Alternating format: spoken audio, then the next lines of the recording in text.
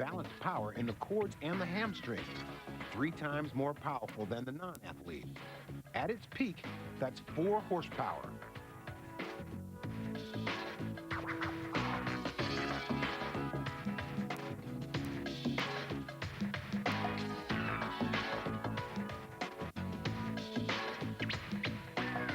Allen knows that to win, he has to keep his engine tuned.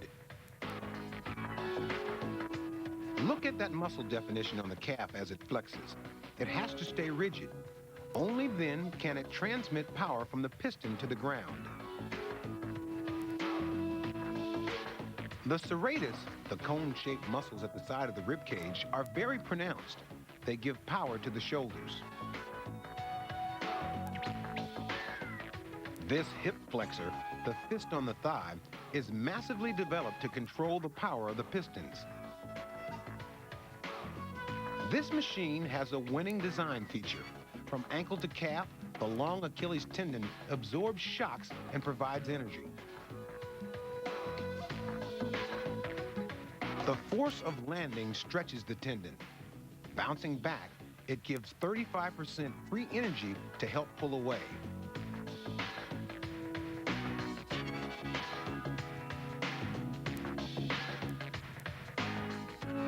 0.07 of a second. That's the difference between Allen and the world record. Less than the blink of an eye.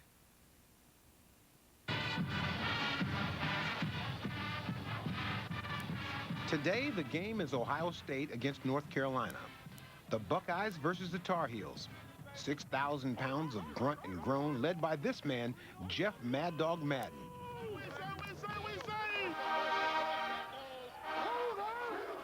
His ability, identifying talent. His skill, developing explosive power. He is the strength coach of hurdler Allen Johnson. If Allen was in my sport, which is American football, he would be somebody that runs down the field and catches the ball because he runs extremely fast. Come on, Byron Thomas, let's go. Myself, I'm a lineman, I'm a blocker or a tackler. My muscle mass and my body type is totally different from Allen's, but we still both are very strong athletes and we're both athletic. If I was in his sport, which is track and field, I would not be able to sprint and run as fast as he does. But I'm a strong person, I have great explosiveness, so I would be a thrower. It's that time, Hills, it's that time. Push on! Allen spends an hour and a half, 4 days a week with Mad Dog. Explosive power is a term that I put together years ago, and what it does, it links speed and strength together. So we want our athletes to be as fast as they possibly can be, and as well as being as strong as they can possibly be.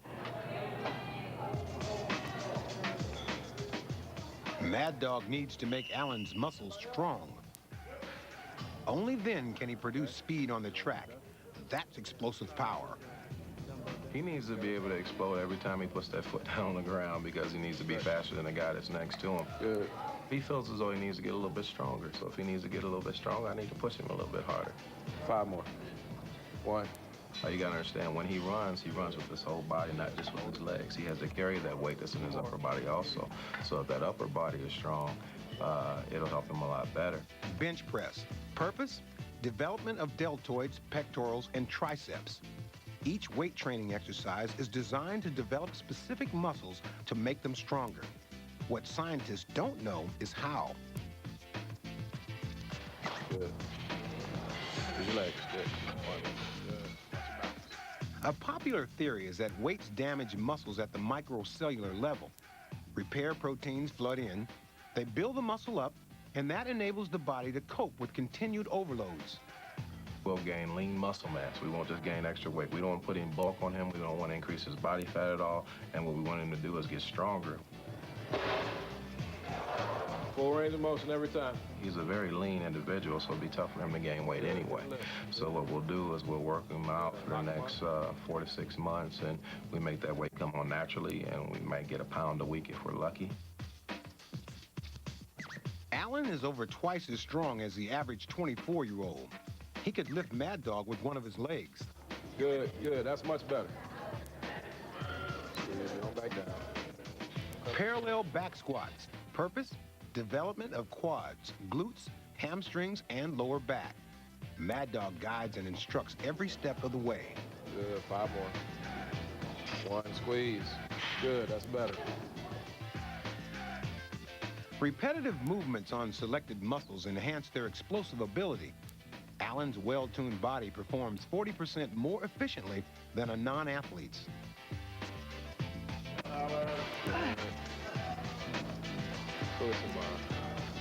Gatorade. For Allen, pain is going to equal gain. Mad Dog is going to push him.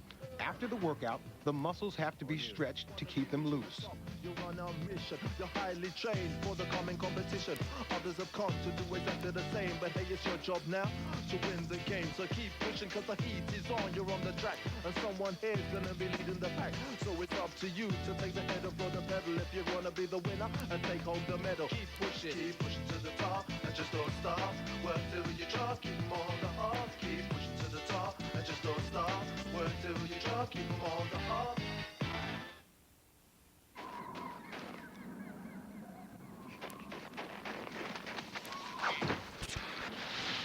Whenever you work out, you get what are called micro tears in your muscles.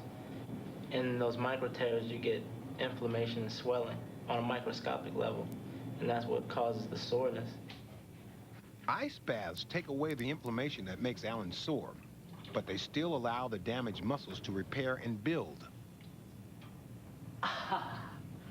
The same thing if you had a bump on your head and you put ice on it, it keeps the swelling down.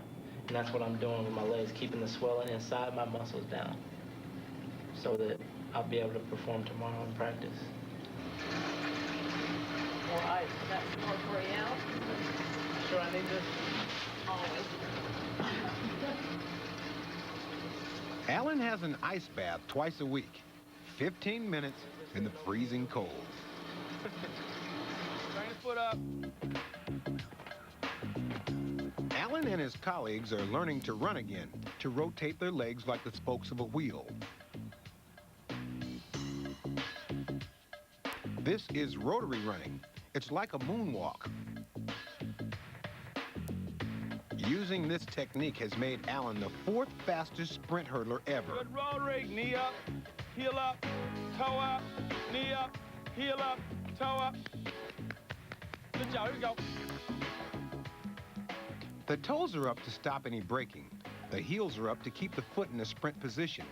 The knees are up to gain maximum power.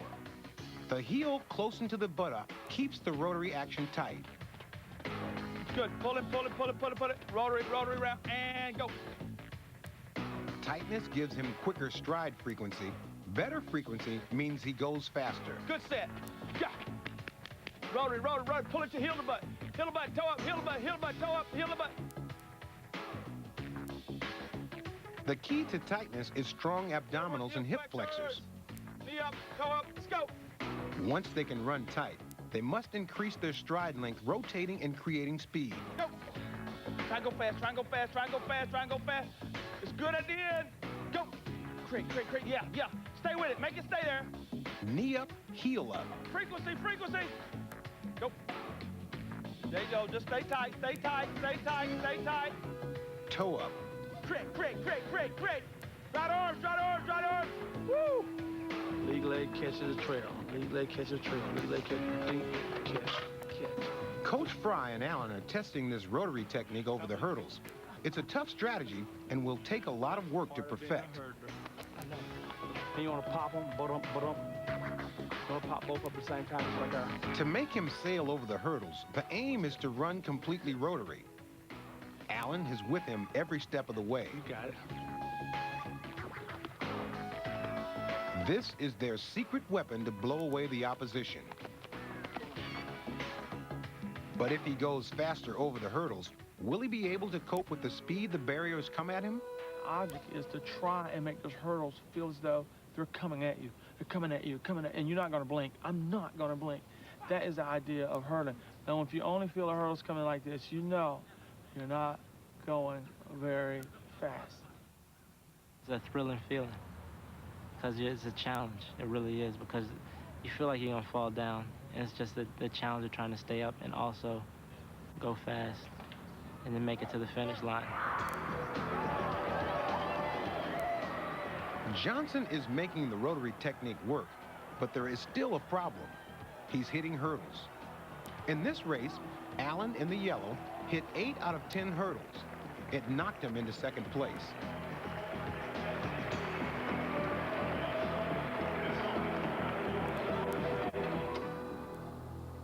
Perhaps technology can help solve the problem. This is Ralph Mann, hurdler turned sports scientist. All right, Alan, what we need to do is allow the computer to identify your body lengths. To do that, we just simply need to take a quick picture. So get you to stand here, make a fist with He your has hand. created a model of the Straighten arms ideal as you hurdler, go, and look a right. computer composite with characteristics from the best in the world. Mr. Perfect can run a hurdle race in 12.7 seconds, All we have to do faster is than the world identify record. where all your major joints are. This time, Mr. Perfect is being tailored to simulate Alan's statistics. Not only can we make your model, we make you a suit. Okay. Alan's that's good. performance will be filmed and Mr. Perfect overlaid. First is just tracing the outline of your body. Okay. It's like your video game. Set.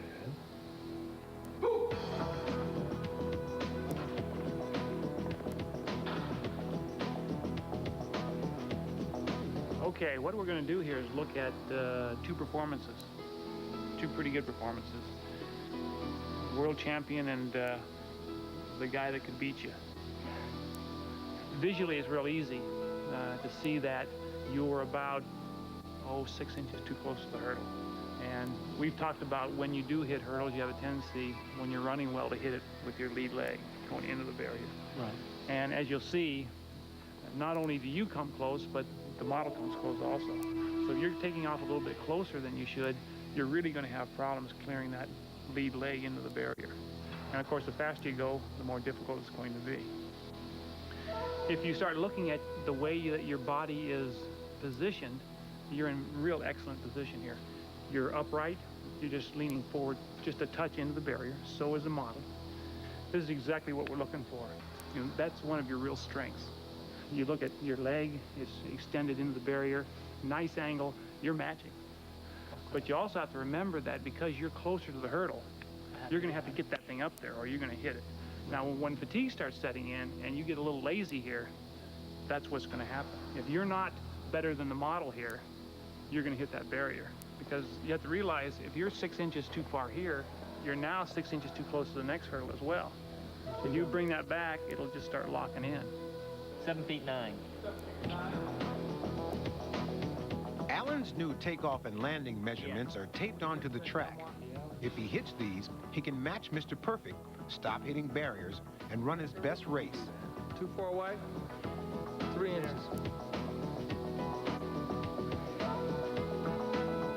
Set.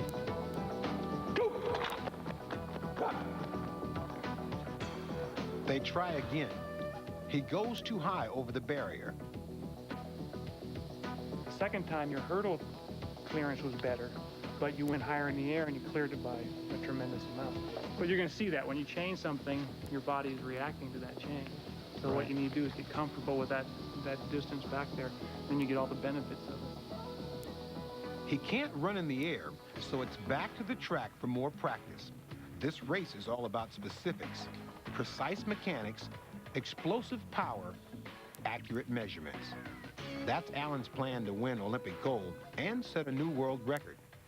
He and his coaches believe he can. And we make the adjustments this winter that we have to make. Then the world record will not be the same next year. And that's a definite. I think the sky's the limit on what Alan can do. His dedication, his willingness, his mental toughness and physical toughness. He has all the tremendous traits to go out and break that record. I have a set plan, and I follow that plan. And when I finish, I know I'm ready to run. When the Olympics roll around, I'll have no reason to be nervous because I'll know then that I've put in all the work. I'll be ready to go out there and win the gold medal. Set. Go! You wanna be reaching the top, you're on a mission. You're highly trained for the common competition. Others have come to do exactly the same, but hey, it's your job now to win the game. So keep pushing, cause the heat is on, you're on the track. Hurdling requires explosive power, strength, and flexibility. Boxing requires much more. To hit and be hit, to judge an opponent's punch within a quarter of an inch and pull back without blinking. No other sport demands as much of the human body. And in the end, it comes down to two men and the iron will to win.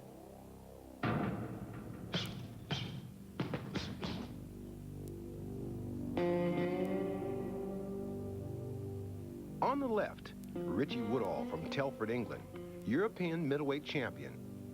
On the right, Roy Jones from Pensacola, Florida, world IBF super middleweight champion. Soon, they could fight for a world title. These men have power, stamina, speed, agility, and courage. The stamina of the marathon runner, the speed of the sprinter, the agility of the acrobat, the power of the weightlifter, and the courage of a soldier.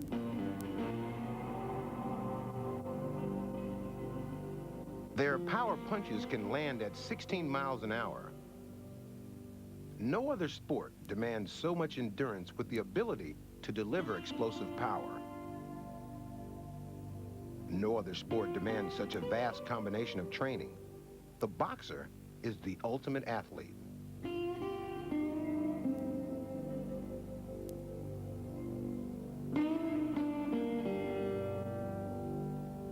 Richie Woodall has been undefeated in 20 professional fights. He stands on the verge of the big money and fame that only comes from being the best. Negotiations are already underway for him to fight Quincy Taylor for the WBC world title. Boxing is an art. It really is an art to hit your opponents and not get it. Richie fought Roy once in the semifinals of the 1988 Seoul Olympics. He lost in a well-contested fight. After, both men went professional. Since then, Roy has won all his 30 fights, mostly by knockouts.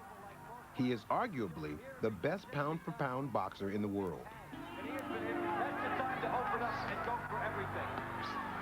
The rewards for a series of spectacular victories defending his super middleweight title have made him rich.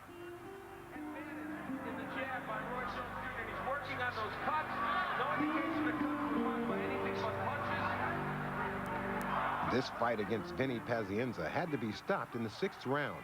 It earned him $5 million.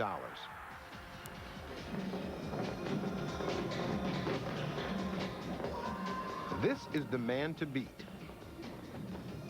In his specially built gym in Pensacola, he trains with his friends, other professional boxers.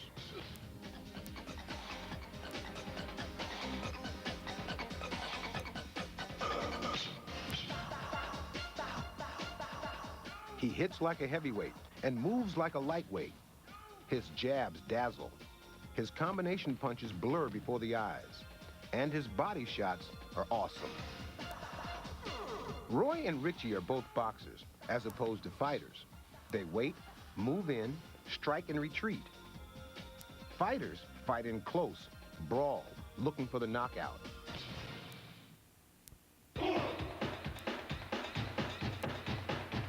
Back in the days before men plotted their victories from behind the desk. His lifestyle reflects his wealth. He has 2 homes set in rambling estates, a collection of vintage cars, and drives an Aston Martin. A reclusive, single-minded man, he fishes and keeps fighting cocks. Richie is a family man with 3 young children. He lives in a modest suburban home in Telford, England, and drives a sponsored Ford Escort.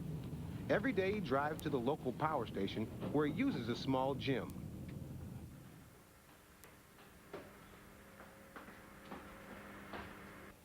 Right, go.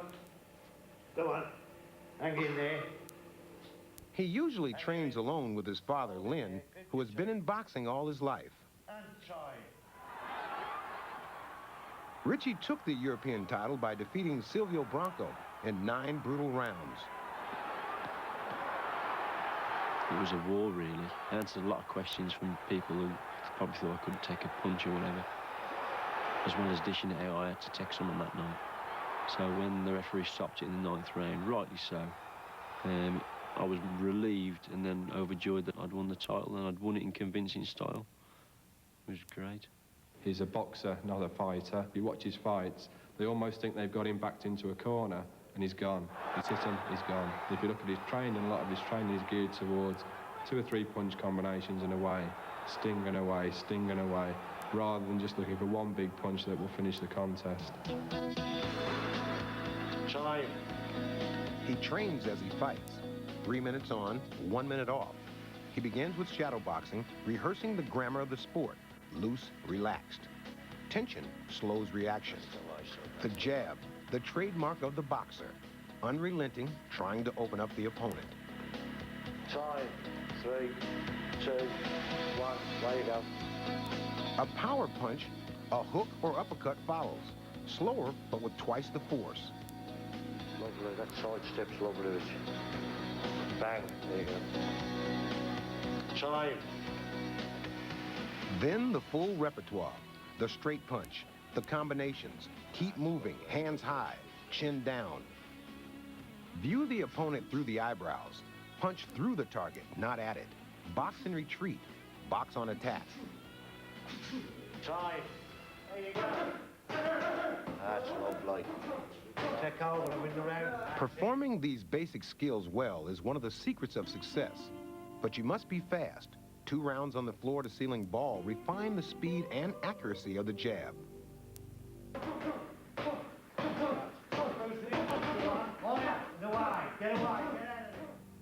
Hand-eye coordination. In the build-up to a fight, Richie throws 20,000 punches during training. Slowed down 6 times, notice how much faster and more accurate Roy is than his colleagues, all professional boxers.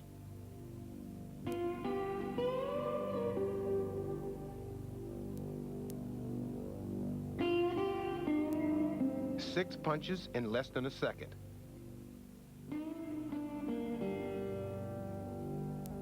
Next, power on the heavy bag. The muscles don't just deliver the power, they must act as shock absorbers too.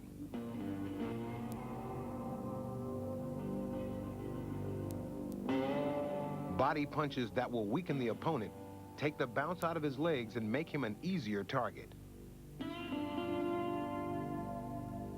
The maze bag and the uppercut. All heavy punches are generated by the body's rotation, the arms delivering the forces generated by this pivoting action. Anticipate someone coming back as well, Rich, now. Spin it on, move the head from the way.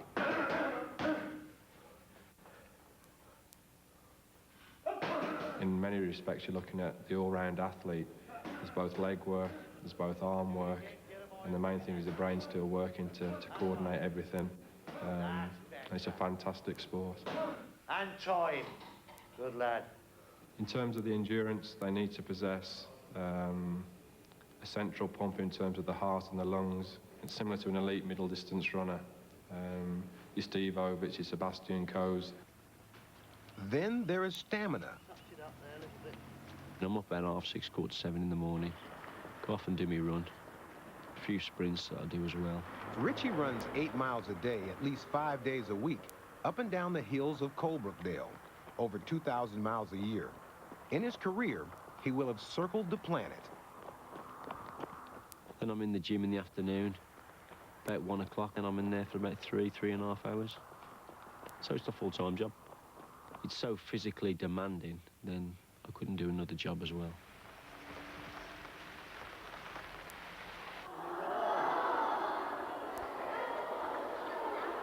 Richie shows his conditioning with a difficult neck roll. Today, he's speaking about fitness at the William Brooks School. Girls are great skippers, they are, but so are lads. Lads can be good skippers, and it's not a girly thing. It's a very good form of getting fit and being fit. Sometimes skipping can compensate for running or whatever. So I'll do literally 15-minute skip.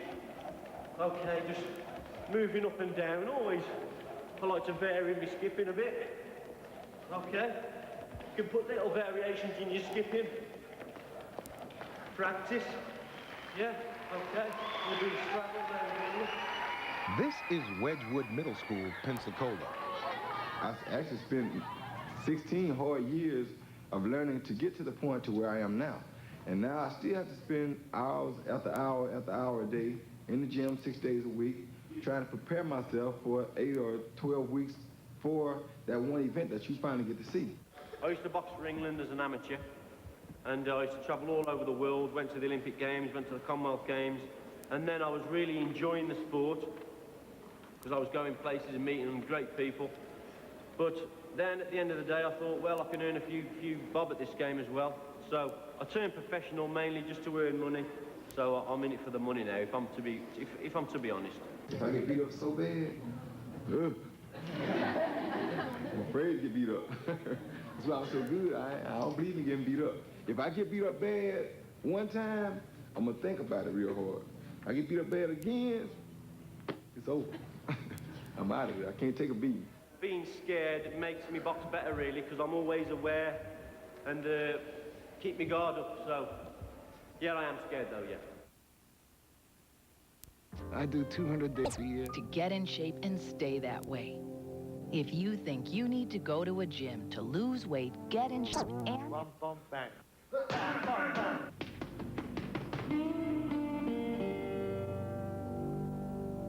Oh, the 6, here you go. They must be combined in a series of punches that deceive and confuse the opponent. Different and unexpected combinations of punches. Practice till they become second nature. There you go. Again, solid.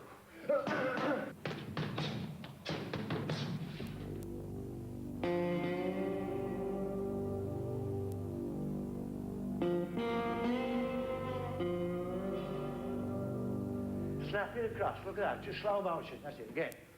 Slow mo. Again. Maneuvers to outwit the opponent in the strategic battle of the ring. Here he is. 1, 2.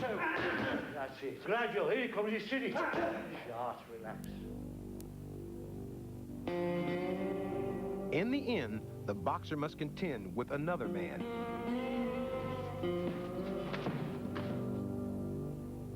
He must learn to read his opponent, adapt to his style, find and exploit his weaknesses.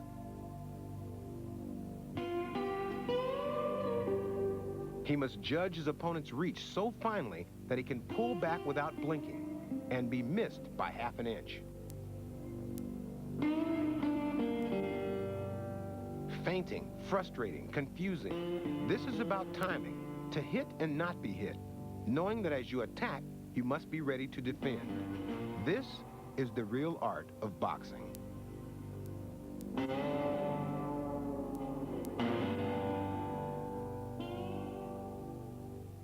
To win the world middleweight title, Richie will have to beat Quincy Taylor. It's Q. You always follow the Q with a U. Dan. Don't tell me. I'll do it. U-I. U-I. Right, that's right. I was just testing your... His technique is analyzed and a strategy planned. This guy knows about it. He goes, what? And that's all he does.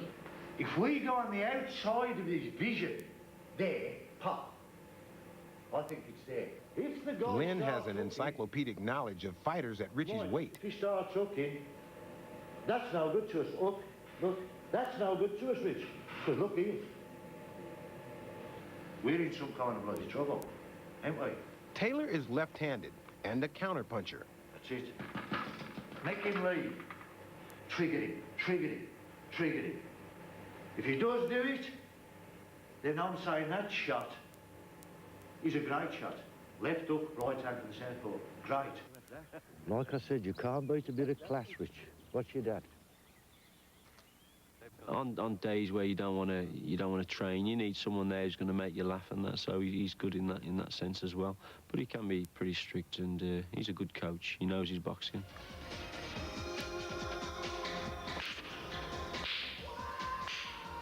Richie's dedication to fitness is total. These exercises date from his days as an amateur and are not commonly seen in the professional gym. Supreme fitness is crucial. Fatigue erodes skill and technique. And done at the end of a session, either a sparring session or bag and pads, then they can be very, very hard and they're very beneficial for you. They give him muscular endurance, the ability to continually contract and relax the muscles without getting tired. This is achieved over the years by progressively overloading and stressing the muscles. Chichester Institute, Center for Sports Science. Richie's power, speed, and dexterity are analyzed by Marcus Smith. This boxing ergometer is unique. It can measure the force of the punch and its exact direction. Richie punches twice as hard as a normally fit man of his age and weight.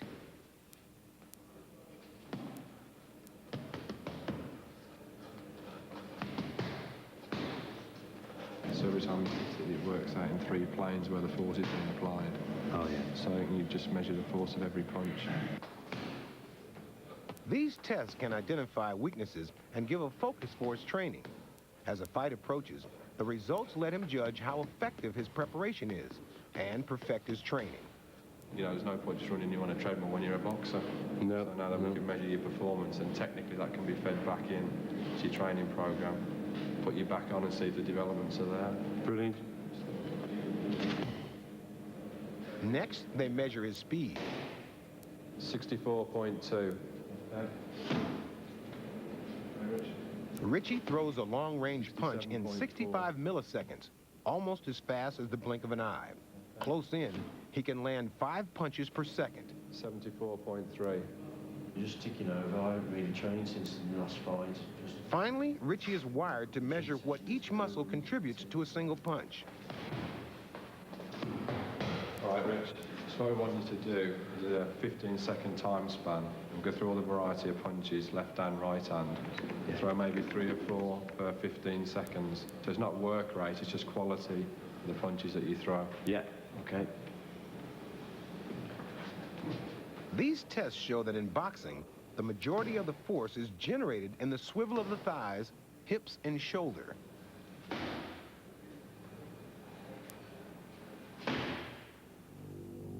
The force builds up from the foot through the leg, upwards in a pathway of increasing power, through his shoulders into his arms, hitting the target like a whiplash. But boxing is also about being hit. How do you prepare for that? Continuous blows to the head can cause unconsciousness and even death. The soft jelly-like brain swirls around inside the lurching skull, damaging blood vessels. So the head must, when hit, stay as still as possible. Boxing is not all about dishing it out. You're going to have to receive it as well. And the shower of blood hits us here at ringside. Roy Jones versus Vinny Pazienza in Atlantic City, June 1995. Richie and Lynn study the man to beat, the man Richie could soon be facing in the ring. And terrific fast jab. Terrific. So square on though, Pazienza. Jesus. This is the only way Pazienza can get to Jones is by getting him in the corners and roughing him up. And even there, Jones still managed to get an uppercut through. So the waiting game, waiting. Now he'll jab, look. He's waiting, then look, left hook as Pazienza lunges in. Single shots, average. But what he does, Jones, he traps you, if you like, because he frustrates you, and then he makes you lunge in at him. And then he gets you on the way in, and the more frustrated you get, the more open you become, because you're swinging, well, as Pazienza is swinging wildly, and then you're wide open. Look, that left hook, as he comes in, out the line of vision.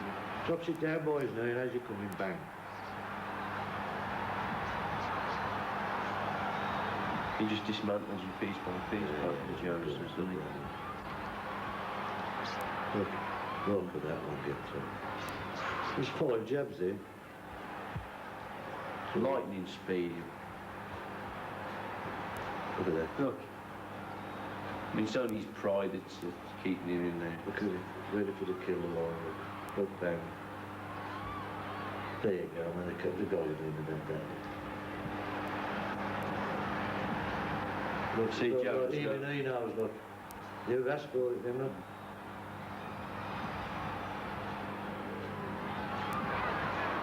Bang, bang, let's come on, ref.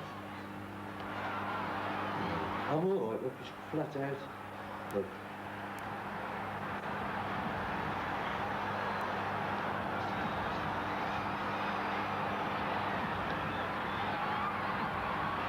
Tremendous shots at the end there, so accurate with the left uppercuts. Yeah, but he needn't have had him, Richard.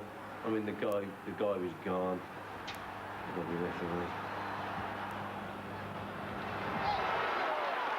The majority of punches, you don't really feel the pain, even if they're hard shots. The adrenaline's flowing, and you're that much focused on your opponent. A lot of the time, I don't even hear the crowd.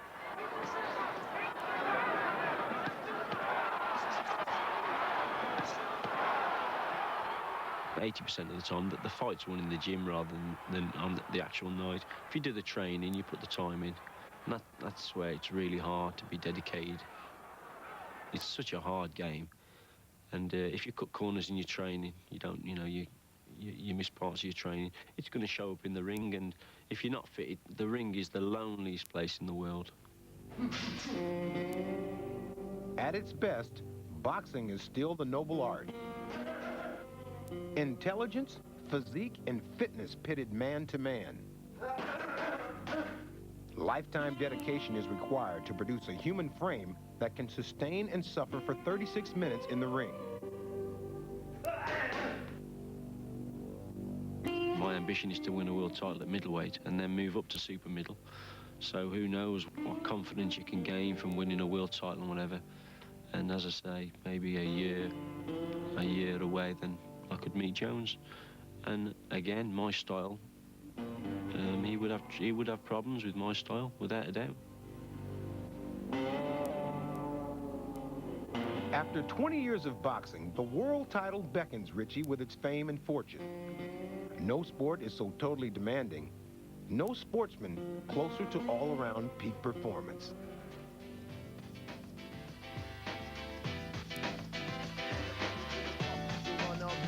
You're highly trained for the common competition. Others have come to do exactly the same, but hey, it's your job now to win the game. So keep pushing, cause the heat is on, you're on the track, and someone here's gonna be leading the pack. So it's up to you to take the head for the pedal if you wanna be the winner and take home the medal. Keep pushing to the top, and just don't stop. Work till you drop, keep them on the top.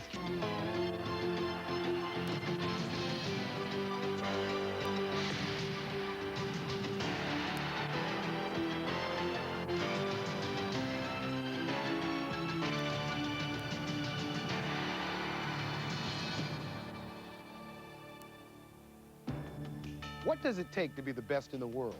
What separates a good athlete from the truly great? Hello, everybody. I'm Ahmad Rashad. Next on Peak Performance, we will look at athletes who have tasted victory and want more. They compete in a world where power, precision, and stamina are all that matter. One is Mark Foster, a world champion swimmer. In 1993, he set the world record for the 50-meter freestyle. 2 years later, he lost it. Now he wants it back. The other is gymnast Lavinia Milosevic. At 19, Milo is turning from a slender child into a shapely woman. In a sport where the smallest and strongest win, her time is running out.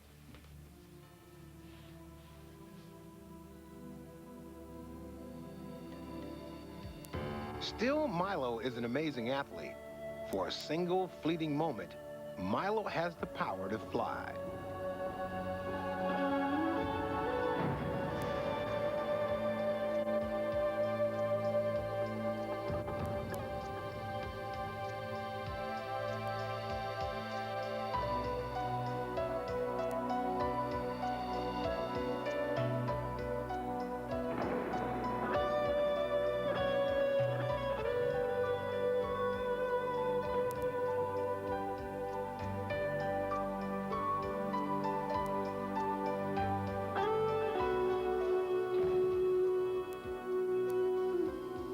Milo's life revolves around one great ambition, to be acknowledged and judged as the best gymnast in the world.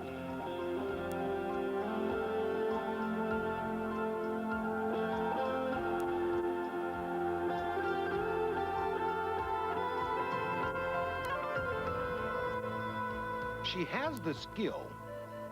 She has the determination. What she may not have is the time. She has one more shot at the history books.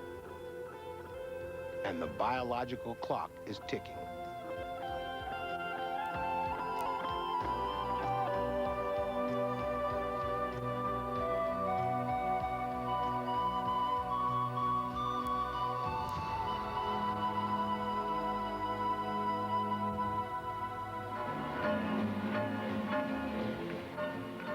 At the 1992 Olympics, Lavinia Milosevic was 15, a true peak performer.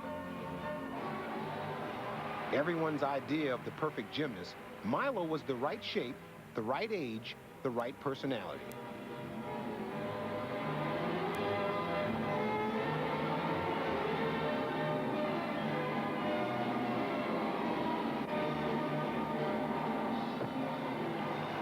She earned a perfect 10 and 2 gold medals at Barcelona. But still, she was not judged overall best gymnast in the world. Now, Milo leads the Romanian national team, the current world champions. Every day at the Olympic gym at her school, she trains hard. All these young champions are guided by expert coaches. There are no distractions. The school's aim, to turn out world-class gymnasts. 20 years ago, another girl was here. She also wanted to be judged the best gymnast in the world. For her, it became a reality. In 1976, Nadia Comaneci took the world by storm. Even after Olga Korbut's innovative performances of the early 70s, the first perfect 10 signaled a new era in world-class gymnastics. Today, Milo wants what Nadia had, but time is running out. Nadia was 15. Milo is now 19. Puberty has changed her. She has grown. She is now the wrong shape. Taller, heavier, and much older than the ideal gymnast. A different generation. In a sport where statistics show that the smallest and strongest win, it is going to be an uphill battle for Milo. Octavian Balu has been the coach of the Romanian national squad for 14 years. He has known Milo since she began school here at age 6. Lavinia in the beginning was like a boy, you know, very strong, very confident, and very aggressive. And she's still the same, very aggressive, and have this feeling to win. And if she makes some mistakes, sometimes she said, okay, I lose only a fight, I don't lose the war. And it's confident. This is important. It's a strong character. Strong body and a strong character. Strong. You have to be strong to fly. It bends the laws of physics. Yet all of Milo's movements look easy. Constant repetition conditions her reflexes to make them all look natural. What is natural, for example, for a human being? To run, to jump, but to take off and to make triple twist or to make double layout is not natural. Maybe on the moon is more easy to do something like this. It was a human dream to fly, and this girl has this power to fly for a few seconds. I think this is a very, very special feeling. But special feelings have a high price. Octavian knows it. This girl trains every day, 2 times a day, 7 days a week, and they train about 3 hours each training. We train in the morning and the afternoon. These girls stay with us together and training entire year, and we give free Christmas time to go home and say Happy New Year, but we must stay working every day without off, without stop.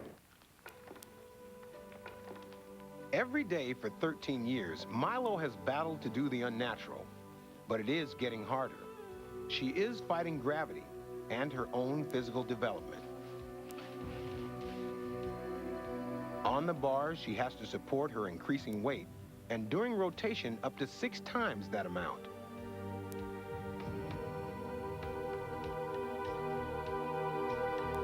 Precise timing is critical. A regrasp, seen here slowed down 80 times, happens in just 0.02 of a second.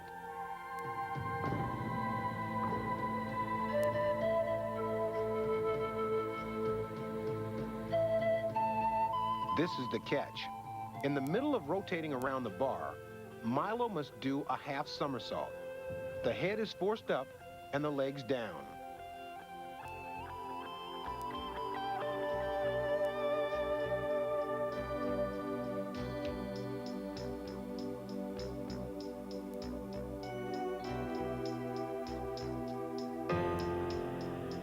Milo is like a monkey flying through artificial branches.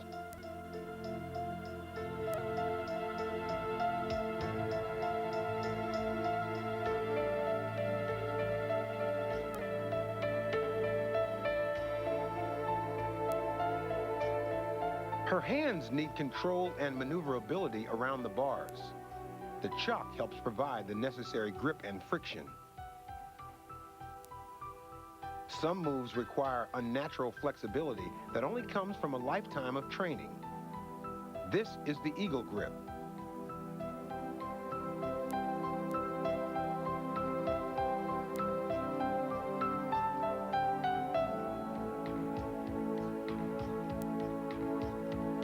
The body has to rotate completely around the hand. Then it must swing around the bar in this position. To do this, the upper arm is forced over 1 inch out of the shoulder socket. It is momentarily dislocated. 1.5 minutes of continuous rotation. There is no time to correct mistakes.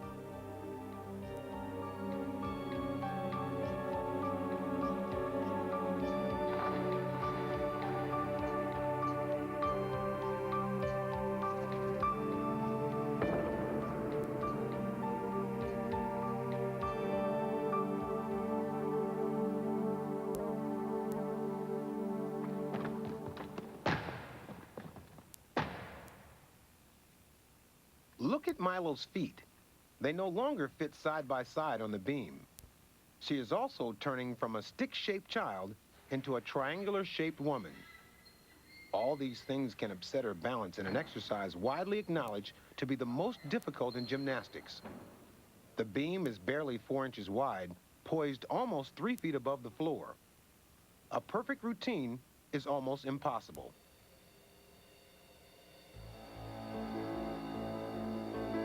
The mount she does onto the beam is difficult and spectacular. She is suspended in the air moments before flying backwards onto the beam, forcing her whole body weight onto her arms. Her biceps and deltoids are tensed, ready for the impact. It's like a push-up at an almost impossible angle.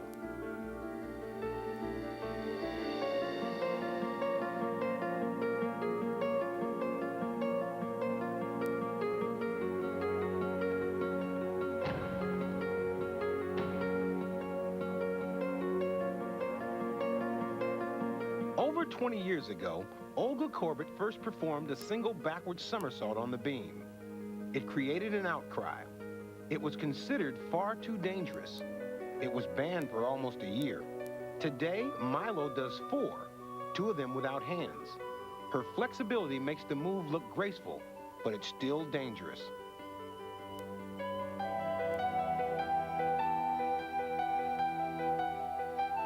Forming the split position in midair suspends the head in space for a split second so the eyes can focus on the landing position. It's essential for the gymnast's safety.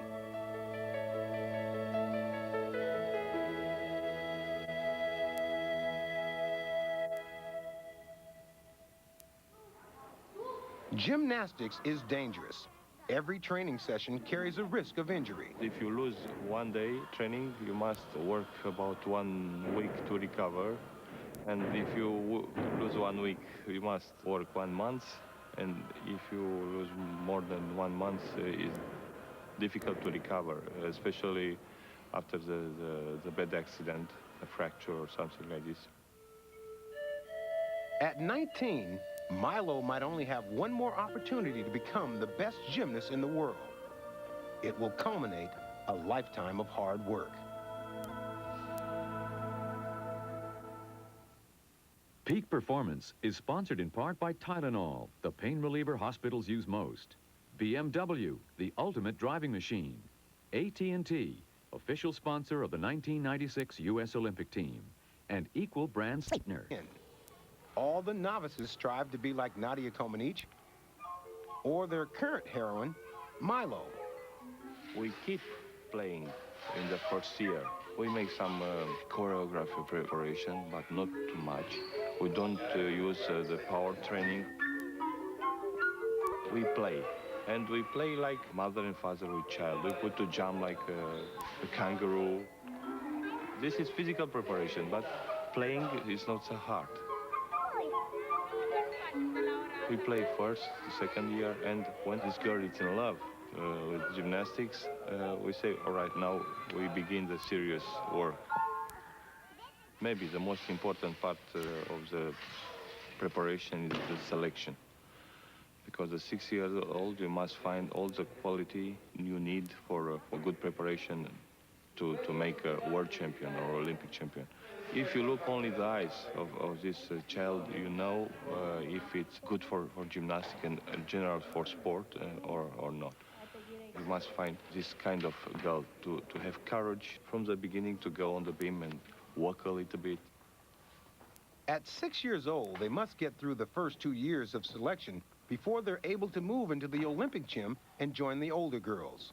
At every stage, only the best are allowed to continue. You must be very fast in your work, speedy, and to have this good reaction. We need this good reaction.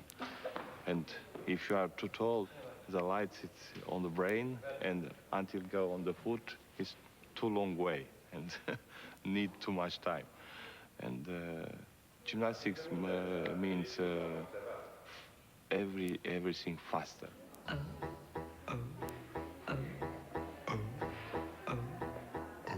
These girls are 8.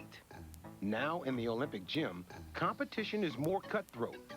Just 1 or maybe 2 out of 200 selected will make it to the national team. The systematic making of a gymnast has a precise plan. Before puberty, the girls are small and straight, perfect for gymnastic moves. Constant repetitive training makes them build strong, efficient muscles. The smallest and strongest win medals. Their daily routine also delays puberty, so they stay the ideal shape for longer.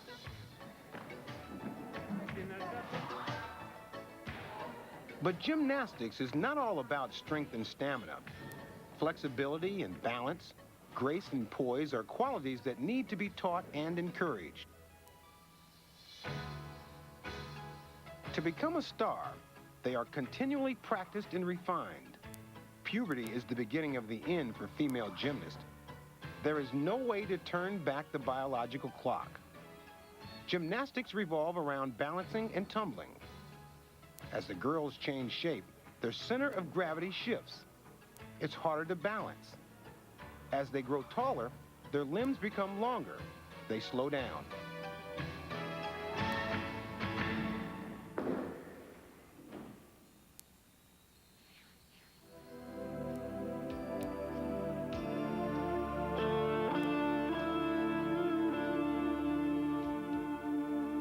But her confidence is unshaken. Aggression is born out of a will to win, a determination to overcome the disadvantages of changing shape. Gymnastics is difficult enough when you are the right size and weight, but Milo is flying in the face of adversity.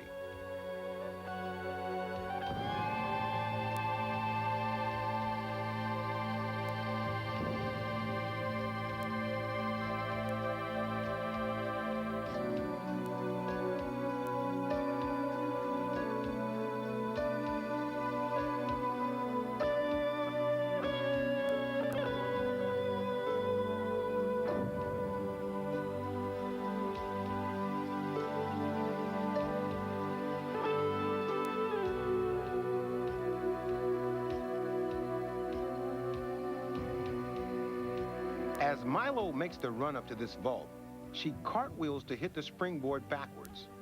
From this moment until she hits the horse with her hands, she's traveling blind.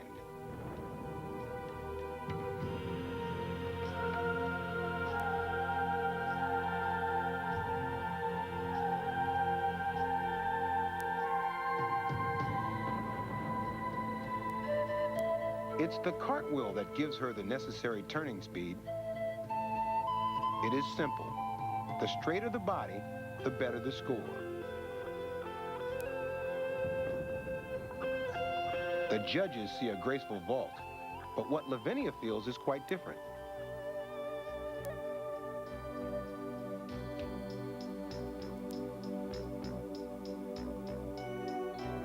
The jarring at the moment of impact is phenomenal.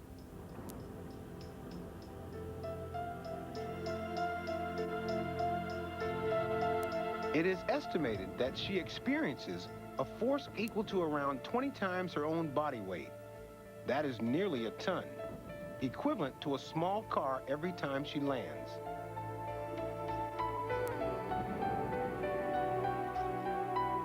Repetitive landings give gymnasts denser bones than any other athletes.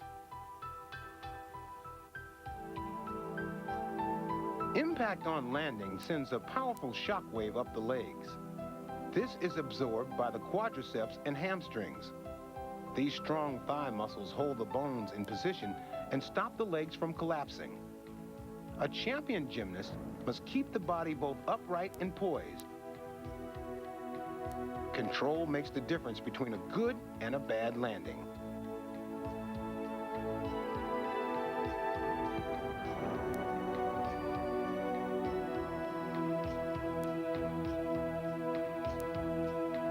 One, two, three, 4, 5, 6.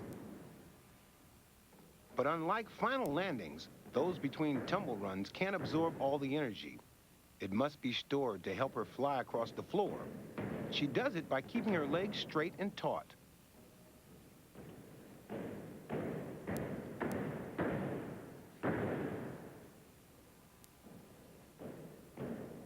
It was this flying technique that astounded the judges in Barcelona.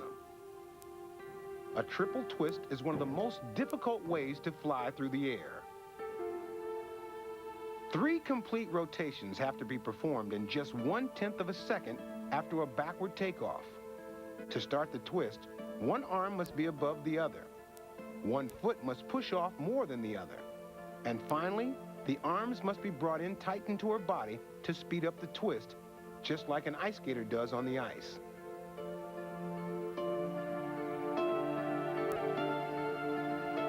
Once airborne, the body has no sense of up or down. The eyes must be open to know the position to take off and the position to land.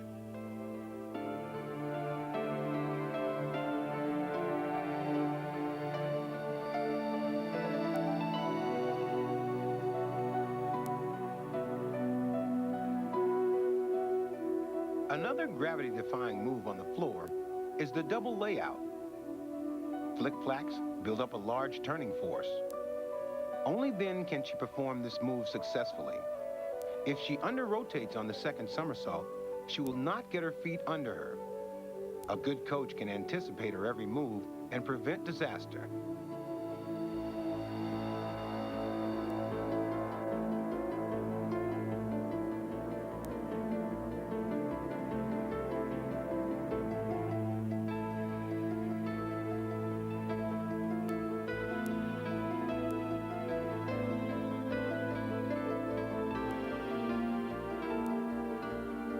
Lavinia Milosevic has a dream, and the moment of truth is here. She has sacrificed 13 years of childhood to fly into the record books. Can she make her dream a reality?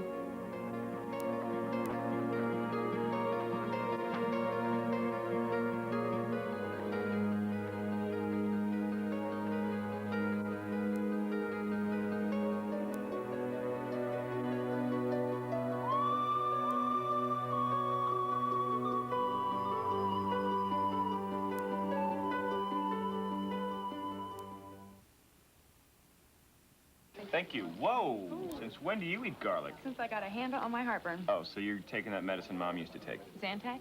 Prescription Zantac? No.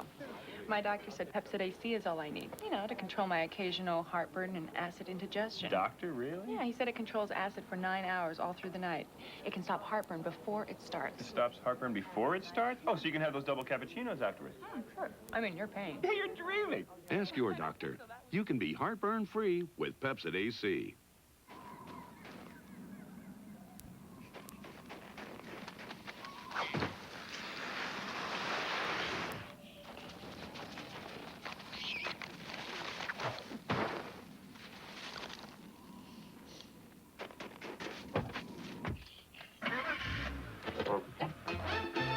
BMW Traction Control, because we all have places to go.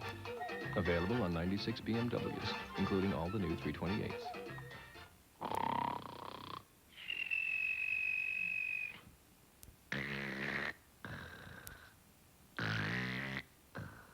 If any of this sounds familiar, try Breathe Right nasal strips.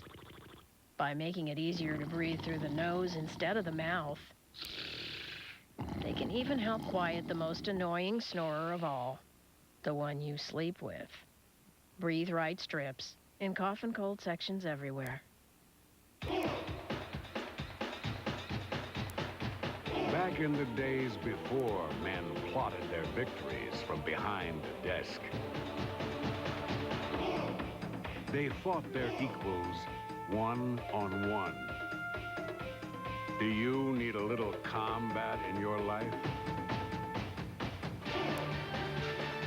Ride into battle with the Ancient Warriors, Mondays at 10 on TLC. The team has come to the World Championships in Sabai, Japan. This may be Milo's last chance to realize her dream. A win here would put her into the history books. She hopes it will guarantee her a life beyond international competition, as it did for her heroine, Nadia Comaneci. 20 years ago, gymnastics made Nadia a star. She's now a TV celebrity with a lifestyle most Romanians can still only dream about. Coach Octavian Balou knows how uncertain Milo's future is. To be a star is not for everybody. And maybe they work in the whole thousand and thousand gymnasts, and one or two have this chance to be a star and have all this quality to be a star. Now, because the society is changed in Romania, girls have too much choice, and in the future I think it will be more difficult to find the motivation to work so hard. But I hope there are some girls dedicated to gymnastics, and they want to be someone in this world, not an ordinary person.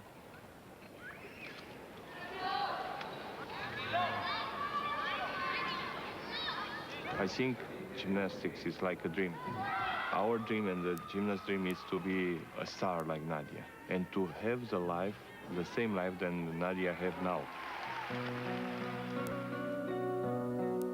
Milo takes third place, just 1/6 of a point behind the gymnast judged best in the world. Nadia knows how tough it is to accept anything other than first place.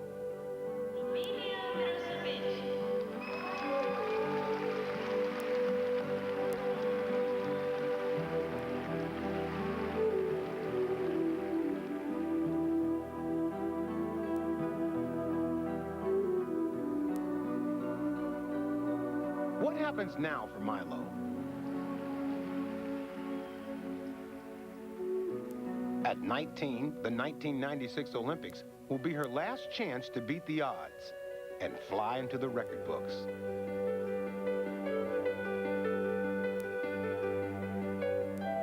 Power, timing, precision.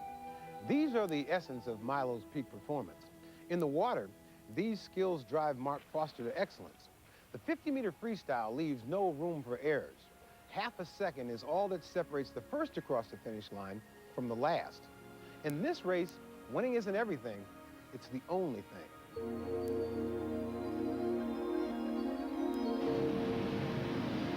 For Mark, this is a wall. Water is 1,000 times more dense than air. Slowed down, you can see it. Water is the enemy. a thick, clinging liquid holding back the human body. A body not designed to go through water easily.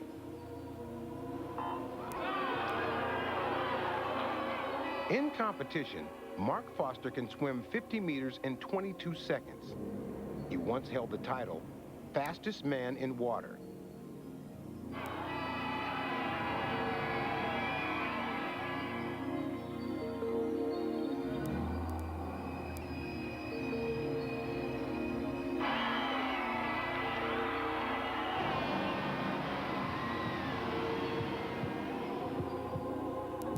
Fish swim in water, but humans must swim through the surface, creating much more turbulence.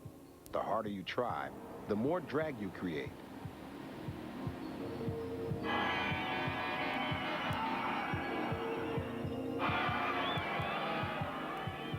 Mark is 6'6", 200 pounds. At 25, athlete supreme.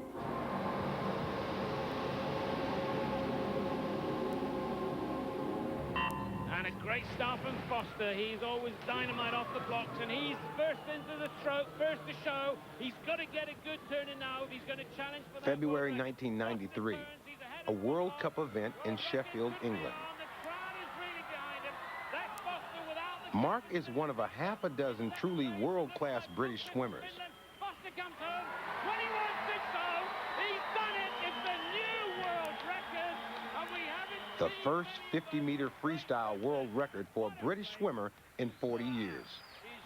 For nearly 2 years, Mark was the fastest man through water. at the next Olympic Games as well. I just want to be the best in the world. I'd like, obviously, to win the Olympic Games, which is the highest accolade for any athlete. Also to set the world record so far ahead of everybody else that is, you know, it stands for a few years, which is a very hard task to do. But you know, everyone's got to set themselves goals, and that's where I've set mine at.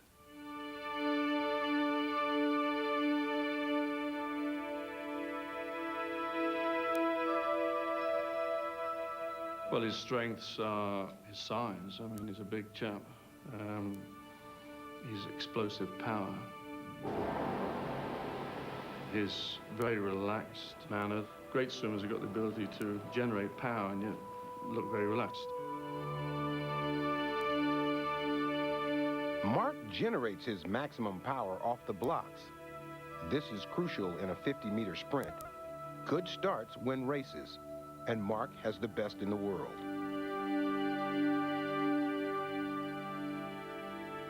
Power from his legs propels Mark into the air at an incredible 13 miles an hour. We've measured his vertical jump. Now, his vertical jump is like a very good basketball player, probably better in some cases. I mean, his standing vertical jump in training was measured here at 33 inches.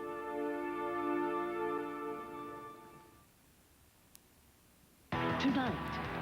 Strike force. And Fairway to heaven. Peak performance. Tonight at 10 on TLC. I do 200 dates a year. For 45 years now, I've traveled all over the world. And out of real necessity, I've got to stay in shape. So anything that contributes to that works. It's just common sense. And of course, you know, nothing like this baby right here. Sugar has calories, Sweet and Low has saccharin, Equal has neither. It's a bit of magic, actually. It tastes just like natural sugar. I think I've made the right choice here. I'm always on the road, so I use my calling card every day. But MCI Friends and Family only covered my card calls to home, so I got AT&T True Reach Savings.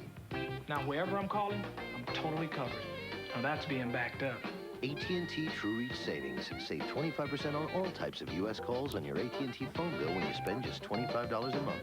Proofs on the bill. Ooh, I like the sound of that. Savings on all kinds of calls. That's your true choice, AT&T.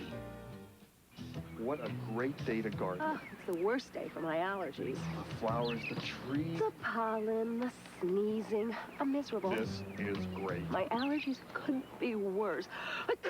Fortunately, there's Tylenol Severe Allergy. Its powerful medicines relieve your worst symptoms, plus ease the painful discomfort you feel when your allergy attacks get severe. The flowers, the trees. Thorns, the blisters. Tylenol Severe Allergy. Serious relief for severe allergies.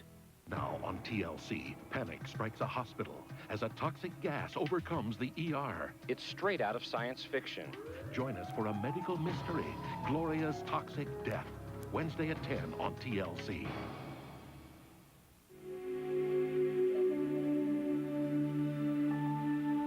Mark is fast underwater, where there is relatively little turbulence. 3 dolphin kicks, and he surfaces almost 30 feet down the pool. In the swim, 95% of the power comes from the arms.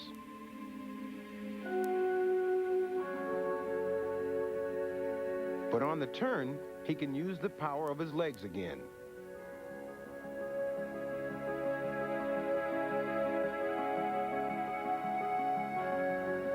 He's got that natural ability. He's a natural athlete. His power output on the swim bench is colossal. He has natural power. As we go through the test, I'll give you a countdown. Go. Come on, Mark. Come on. Good. Come on, push it. Come on. Mark has the kind of muscles which give him explosive power over very short distances. 2, 1, stop. Well done.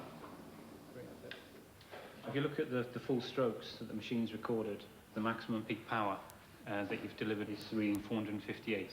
That is an extremely high score.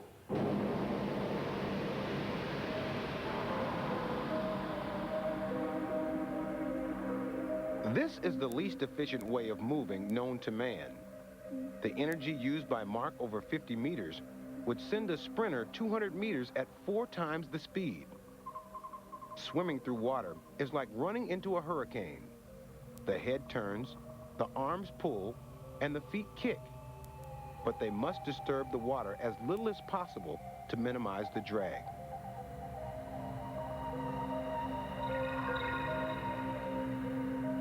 Pulling the water is like getting a grip on quicksilver. The key to swimming is to ease through the water. The wall is unrelenting. The harder you hit it, the harder it hits back. Mark was a child prodigy. Natural talent kept him in the water through his teenage years. But then he was expelled from 2 schools and suspended from the British swimming squad. His phenomenal talent in the pool was being eclipsed by his activities out of it. In the 1988 Seoul Olympics, he finished a dismal 23rd. He retired from swimming. I was signing on the dole 4 years ago, so I know what the other side of the coin's like. I worked, fitted double glazing windows, a courier driver for a while. In 1992, he made a sensational return. With only a few months training, he came in 6th at the Barcelona Olympics, and within a year, he set a new world record. I've been given a talent, so I'm going to try and use the talent to the best of my ability and hopefully get something out of it before I do retire, because all the years that I've been getting up at 5:30, 6 o'clock in the morning, I do think I deserve some sort of just reward for it. Good morning, ladies and gentlemen.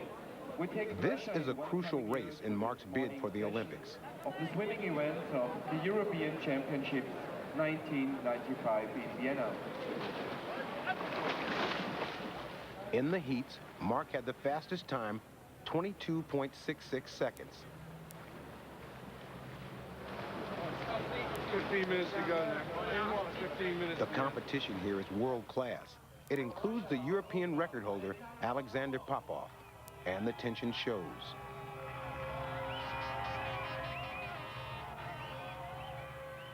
Four hours a day in the pool, 4 hours a week weight training, all for this moment.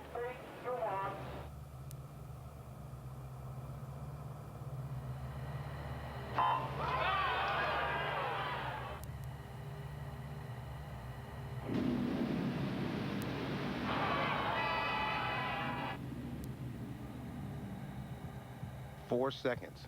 Coming out of the dive, Mark is half a meter ahead.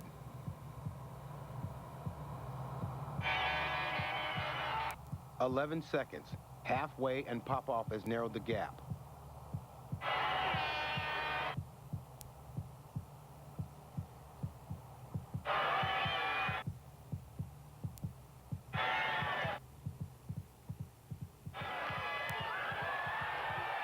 Who was the fastest through the wall?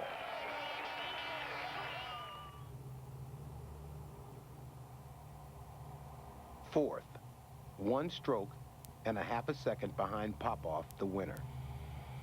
That's a wide margin at this distance and at this level. What went wrong? The postmortem. A lot of tension up there. A lot of tension up there. Just be a bit looser. The slow motion film makes it obvious. You're producing a colossal amount of power to get yourself that high. A tremendous amount of power. And it's not efficient. Let's watch the hands, because I think the hands are the key to it. You see how firm your hands are. They're not as loose as they should be. You're quite loose here, and then from there on, you're trying to sort of jam the hand into the water.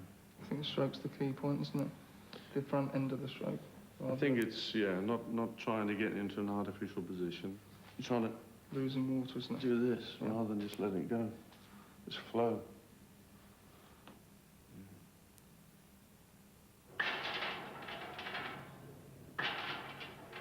think it was a combination of circumstances. He wanted to win so badly, he just tried too hard. He just could not get himself in a relaxed state of mind. And that's the key. It's performing with prodigious power output, but being relaxed about it. Basically, I tried too hard. I mean, the body was right on the day, but the mind wasn't right. If your mind's not right and you're trying too hard, things aren't going to go right. It's using that energy and channeling that energy towards into the water.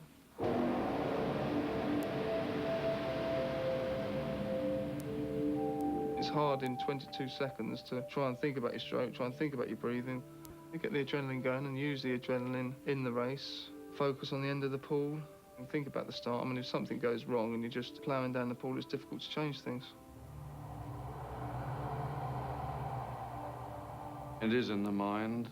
You'll have 8 swimmers at the Olympic final, all probably around 6'6" tall, all very well trained, all powerful, technically proficient swimmers. It's the one who can handle that situation the best who's going to win.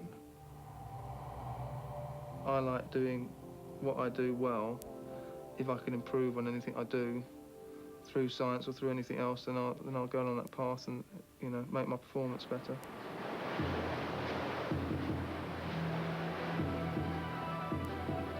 Hard work and talent aren't enough for the modern athlete. They must turn to the experts, sports scientists. Ryan Halliam from Estonia is visiting Cardiff to study all of Dave's swimmers.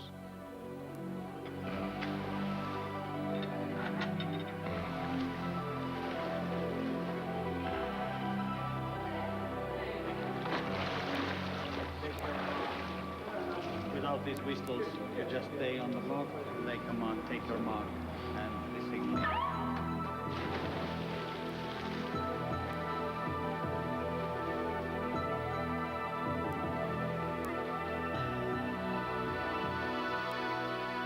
The video reveals several faults in Mark's style.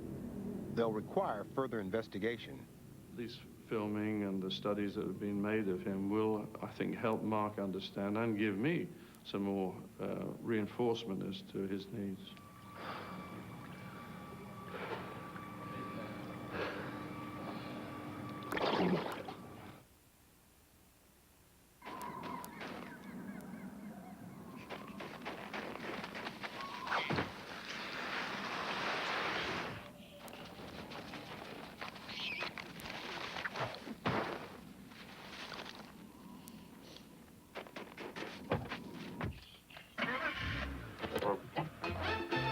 BMW traction control, because we all have places to go. Available on 96 BMWs, including all the new 328s.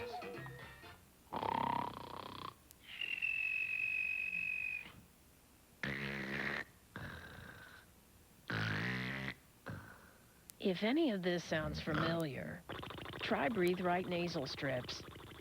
By making it easier to breathe through the nose instead of the mouth, they can even help quiet the most annoying snorer of all, the one you sleep with. Breathe Right strips in cough and cold sections everywhere. Back in the days before men plotted their victories from behind a desk, they fought their equals one-on-one. Do you need a little combat in your life? Ride into battle with the Ancient Warriors, Mondays at 10 on TLC. Nobody knows more about homes than Century 21 Home Improvements. Hi there, I'm Carrie Whitaker, and a few days ago, this was a tired old kitchen. Hard to believe, but thanks to a process called cabinet refacing, Century 21 Home Improvements has made it beautiful again for substantially less than custom kitchen remodeling. This video explains everything, and it's free. Why waste it? Reface it. Refacing begins by removing your old cabinet doors and drawer fronts. The finish is taken off, and the original framework covered with matching laminate.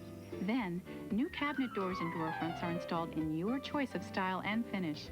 They can also custom build cabinets, countertops, even center islands.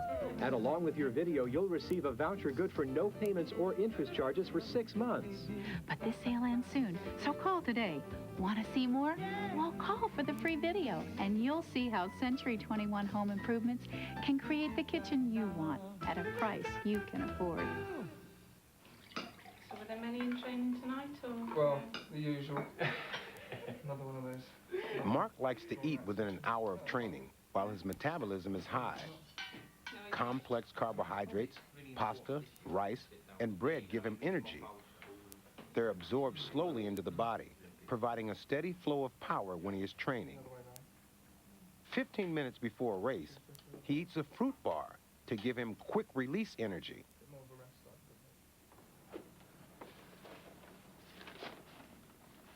Training 2 hours in the morning and 2 hours in the evening makes his life almost monastic.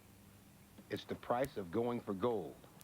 Sport is a serious and demanding business. Today, Mark goes for more scientific analysis at the Olympic Center at Hamburg, a multi-million-dollar swimming complex and laboratory.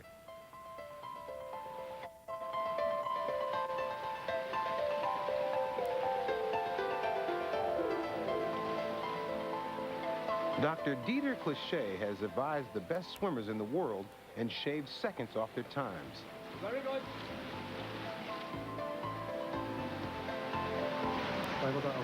They give Mark a complete checkup, first by measuring his power. What's going to be interesting, Dr. Rudolph said, from judging from the information that he has gathered about Mark, he is one of the absolute fastest sprinters in the world. As far as the pure sprint ability is concerned, you're like the very top. To test his power accurately, Mark has to swim with nearly 14 pounds in tow. He says he's afraid of Mark having too much power. We had this with this Tchaikovsky. He swam here once and smashed one of these things.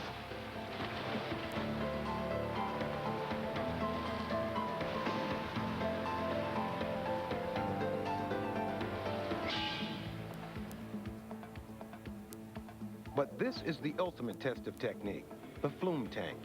One of only 6 in the world, it was built at a cost of over $1 million. This is scientific state-of-the-art in the world of swimming.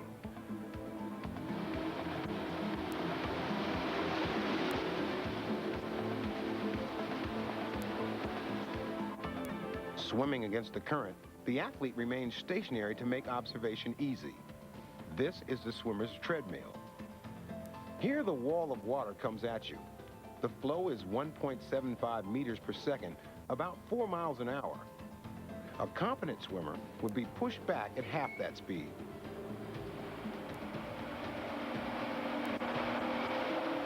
What sort of rates do they go up to in the film? Can you go up to 2 meters in this? Is that too much? No, it's possible. Oh, that's what I think you should go for. Yeah? Yeah, because that's a speedy swimming in a 50-meter race. Do you think he wants to do it? I think he ought to. Whether he wants to do it, I think he should try. Yeah? If he feels he can do it. Because your coach, he goes, well, I'd like to see him at 2 meters per second. Because that's his pace. I'd say 1.8. Okay. Yeah, okay. So 1.9. I'll go a bit faster, but it was... I mean, if it's set at 1.75 anyway... 1.85. I want to get closer to your absolute speed, because 170 was so comfortable. He's not going to show up. If you're going to, when you're breaking down under pressure at really fast speeds, I think it's important to see you when you're really struggling. Okay. Because that's when the faults will come up.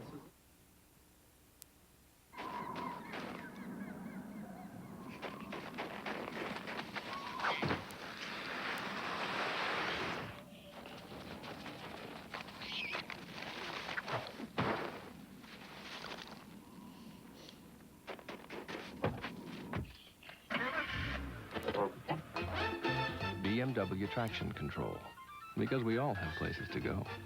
Available on 96 BMWs, including all the new 328s. I'm always on the road, so I use my calling card every day. But MCI friends and family only covered my card calls to home, so I got AT&T True Reach savings. Now wherever I'm calling, I'm totally covered. Now that's being backed up. AT&T True Reach Savings. Save 25% on all types of U.S. calls on your AT&T phone bill when you spend just $25 a month. Proofs on the bill. Ooh, I like the sound of that. Savings on all kinds of calls. That's your true choice, AT&T. My mom was the most magnificent cook. When I was young, I'd just eat and eat and eat and eat and eat, and I'd burn it off. I had a lot of energy. Gosh, I ate so much, I couldn't believe it. But I'd never been on a diet in my life. That's why Equal is so super. I mean, you just put a little of it in your tea or your coffee. Equal really tastes great. It tastes just like natural sugar. Sugar has calories, Sweet and Low has saccharin, Equal has neither. Sure, I'm doing it right. Honey, Hi. are you okay? I'm fine. Relax. It's not broken. The doctor said I was pretty lucky. Does it hurt? What'd they give you? Tylenol, extra strength. Really? Yeah. With everything they have here? The Tylenol is working great. Let's go home. More than aspirin, more than ibuprofen. In hospitals, emergency room doctors use Tylenol the most. You sure you're okay? I'll be fine. But we should talk about the car. Tonight. Strike Force. And Fairway to Heaven. Peak Performance. Tonight at 10 on TLC. To find out what's on the Learning Channel and the Discovery Channel, all you need is one guide. Discovery Channel Monthly. It's packed with programming highlights and comprehensive descriptions of programs on both the Learning Channel and the Discovery Channel. Plus easy-to-use grids that help you plan your viewing at a glance. Call 1-800-349-2200 now for a full-year subscription to Discovery Channel Monthly at the special charter rate of $9.97. 2 great channels, 1 great guide. Call now.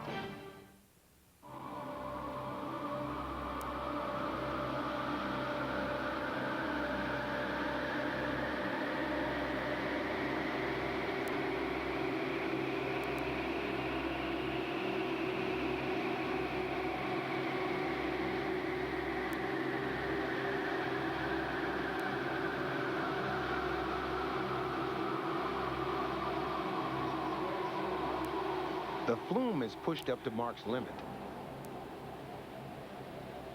Double the speed and you add 4 times the drag.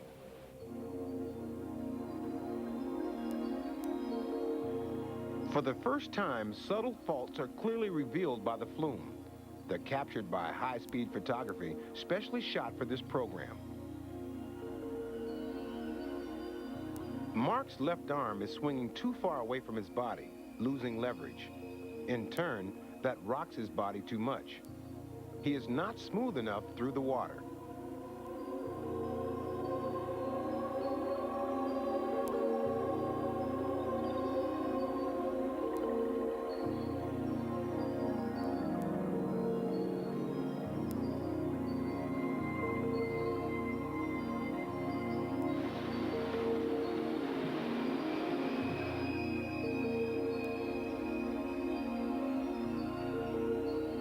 This basic fault in his stroke disturbs the rest of his technique.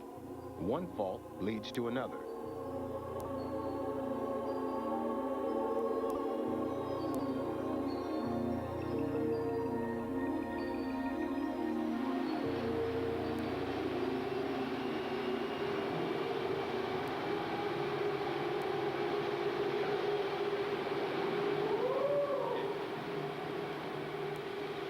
You gotta have the feeling of grabbing around something. That's very good to keep in mind in order to keep your elbow high. And that's by far your biggest potential that you From have. there, he's going up and not Yes, forward. yes. Yeah. Mhm. The other thing is he gets fatigued in the shoulder then because of the, here you get, Yeah, tight. yeah. You drop your arm and your elbow, and that's why you get very deep with your arm, entire arm. Der hat die Hand da. Da. Yeah, the elbow should be like that. Yeah. Like. See this one? And now take a look at your lower arm and hand. Pushing up. Pushing up. And you lift it up way too early. Now you can see he's moving, he's turning his shoulder in from that moment on. You know, it's too deep. Nur too deep. Too deep. You're rotating more on this one because you've lost it there. Yeah. It's gone. You should be in that position. But because your hand's gone away, the shoulders drop down. The flume penalizes you much more for mistakes like that. That's the beauty about it. You've got a great lever working for you. Yeah. Just got to improve the position of the lever, and then you can apply the power. Then you can swimming 21 and 48. Mm-hmm.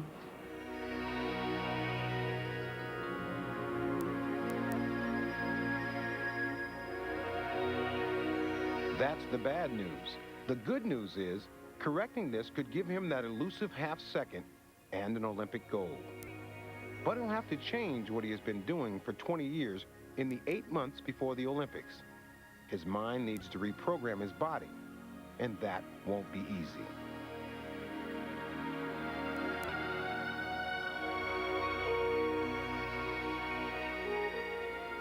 Olympic gold is the obvious aim, and I think it'd probably take a world record to do that, so you're looking at both.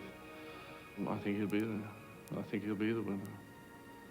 And I've had the opportunity to work with 4 Olympic gold medalists before. I know that he's got those sort of qualities. It's a matter of him now believing that he can do that. It's not a matter of me believing that he can do it. He himself has to prepare himself and be prepared to take the opportunity to win that gold medal.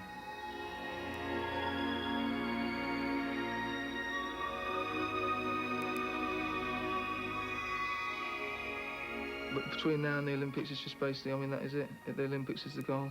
Between now and then, it's competing, training, and getting everything right for the day. For those 20 seconds. The Olympics are looming closer for Mark.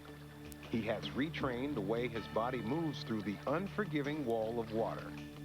Will it be enough? Only time will tell. This is Ahmad Rashad. Coming up, score big with Strikeforce and tee off on the fairway to heaven. What's the science behind the sport? Peak performance continues next on TLC.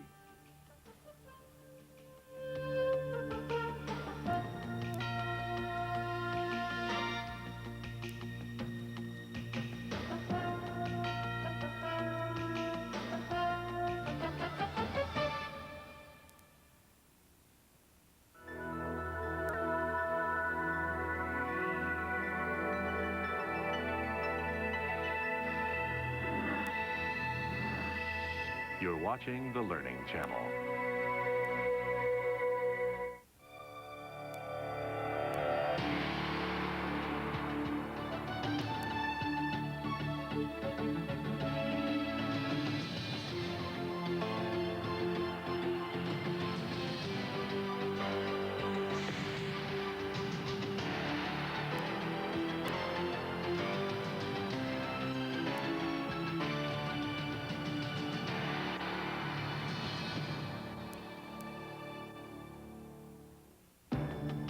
Winning athletes have a special quality that makes them great.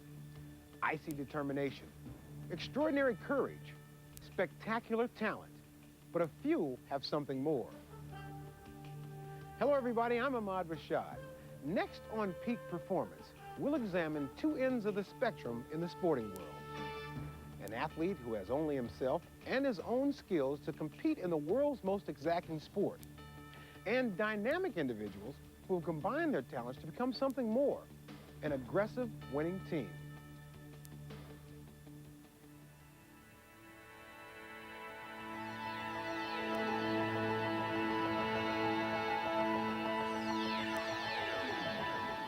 Soccer is Britain's national game. Players like these are its heroes.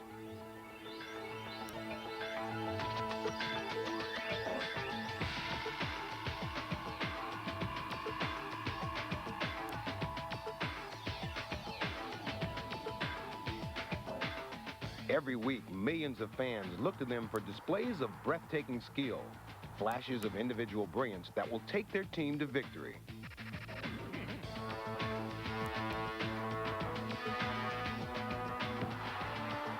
Goals like these come from superb talent, a mastery of technique from a lifetime of training.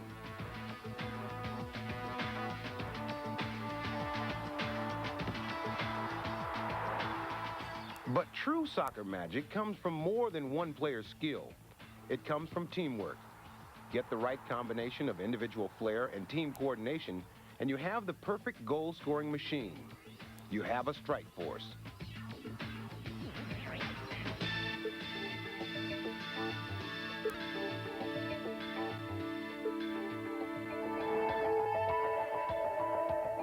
Spectacular goals are David Platt's specialty.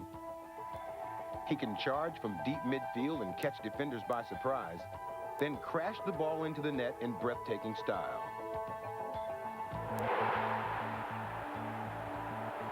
He is a master of the volley and the flying header.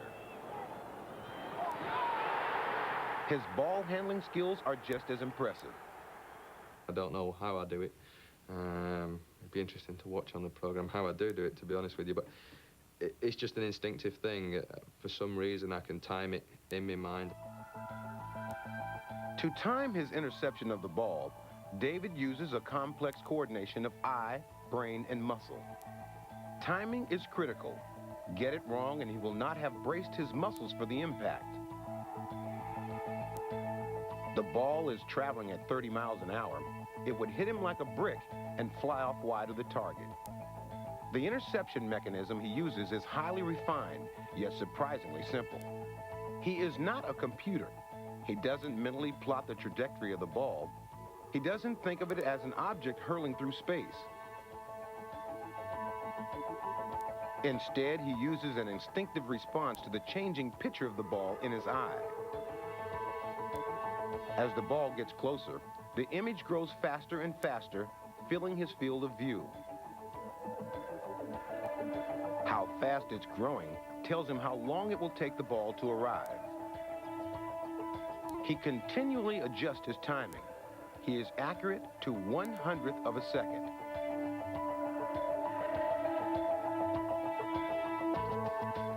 But making contact with the ball is only half the story. He still needs to put it into the net. The goal's not going to move. You know where the goal is, so you keep your eye on the ball, and you're taking pictures on your mind all the time, and you know what contact you've got to get on the ball and what direction you've got to send it to try and score. This is a classic Platt goal from early in the season against Nottingham Forest. The technique deserves a closer look.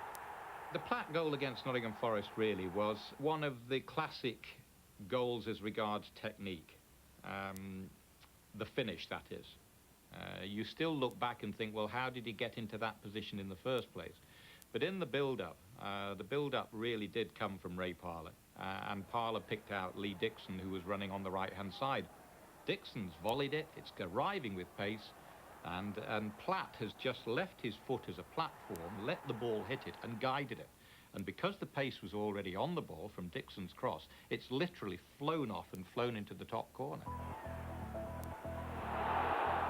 David's skill comes from how he uses different parts of his body as platforms to intercept the ball.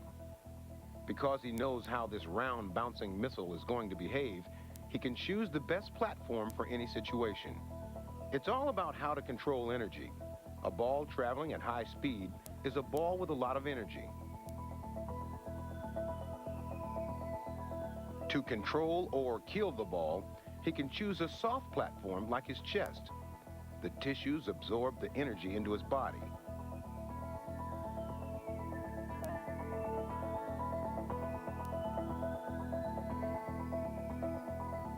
The ball drops like a stone. But to make the ball fly off again with speed, he uses a hard part of his body, like his forehead. The ball is softer than his head, so it compresses on impact. As it does so, some of its energy is stored in the ball and then released as it bounces away again. Modern soccer balls are surprisingly resilient. They're specially engineered to allow more rebound energy to be stored as they compress under impact. They are designed to give players more scope to produce creative shots, whatever part of the body they use. David Platt's overhead kick is spectacular.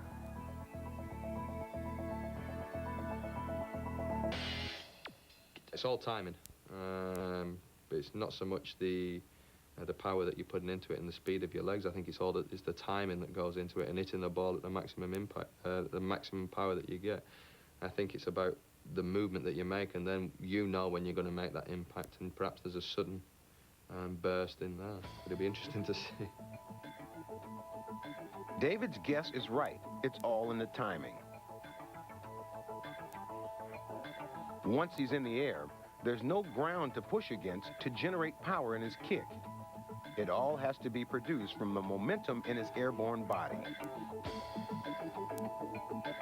First, he windmills his arms to create a twisting momentum in his shoulders. This momentum ripples down his body to his right foot. Because his foot is light, the momentum whips it upwards at high speed, around 20 miles per hour. This is the sudden burst of power that David refers to. David's skills aren't simply based on natural gifts. He spent years practicing. Peak Performance is sponsored in part by Pepsid AC Acid Controller. You can be heartburn-free with Pepsid AC. BMW, the ultimate driving machine. AT&T, official sponsor of the 1996 U.S. Olympic team. And Equal Brand Sweetener. Thank you. Whoa! Since when do you eat garlic? Since I got a handle on my heartburn. Oh, so you're taking that medicine Mom used to take. Zantac? Prescription Zantac? No.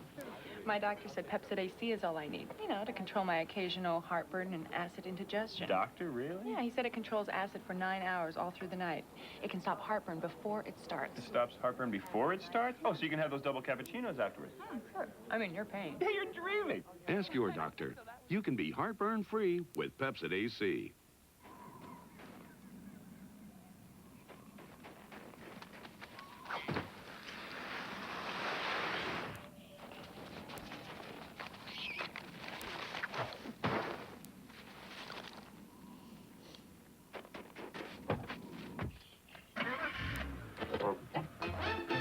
BMW Traction Control, because we all have places to go.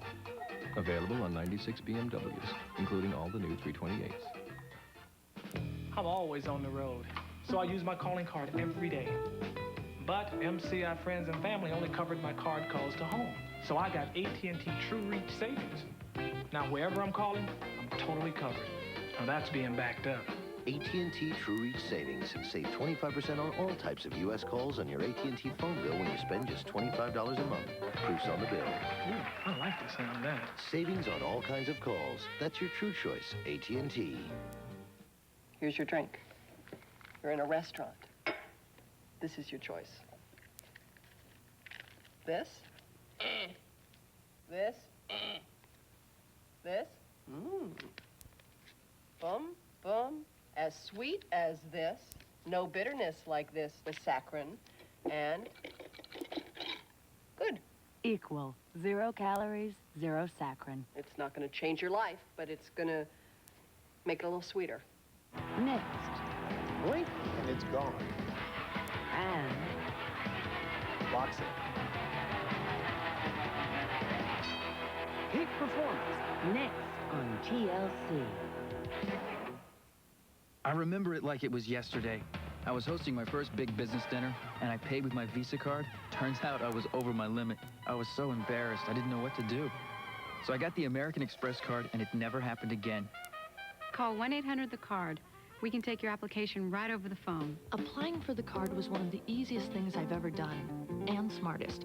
And anyone who's ever gone anywhere knows it. I have a place to cash checks, get my mail, and get help when I need it.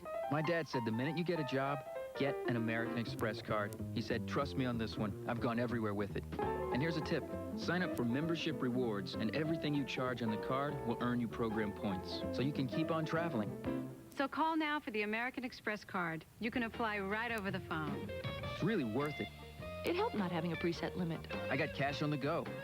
I can call 24 hours a day. That helps. Go anywhere, and it's with you all the way. Don't delay. Just dial 1-800-THE-CARD.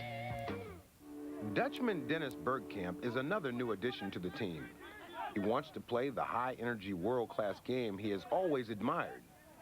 And in the Arsenal team, he feels at home.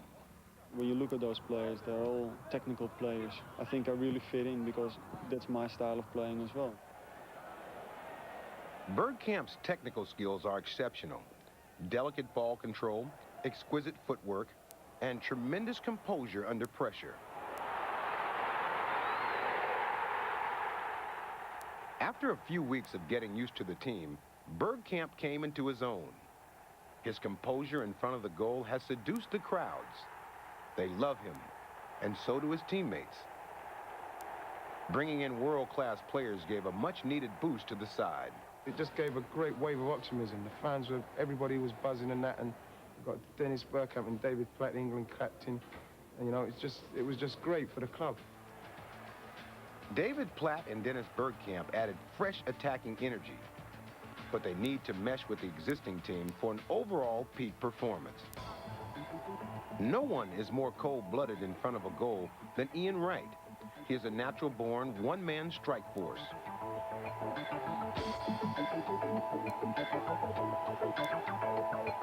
He has scored over 130 goals since he joined the Arsenal 4 years ago. He's one of the most consistent strikers in the Premier League.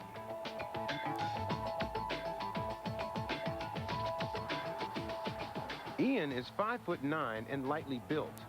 He is often covered by taller and heavier players who can push him off the ball. He has to have an edge over them. It's got to be my will to want to win.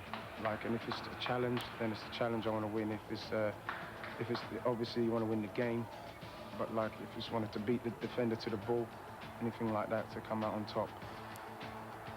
Ian's determination to win often puts him at odds with his opponents and the referees.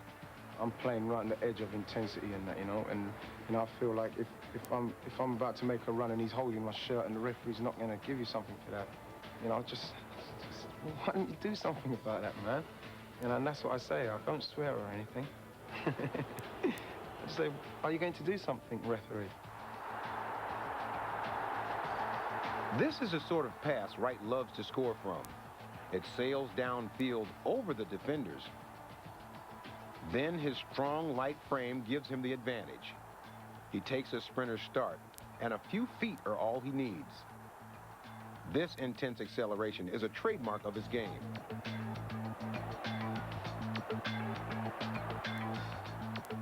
Once he has pounced on the ball, he can use a number of other skills to score.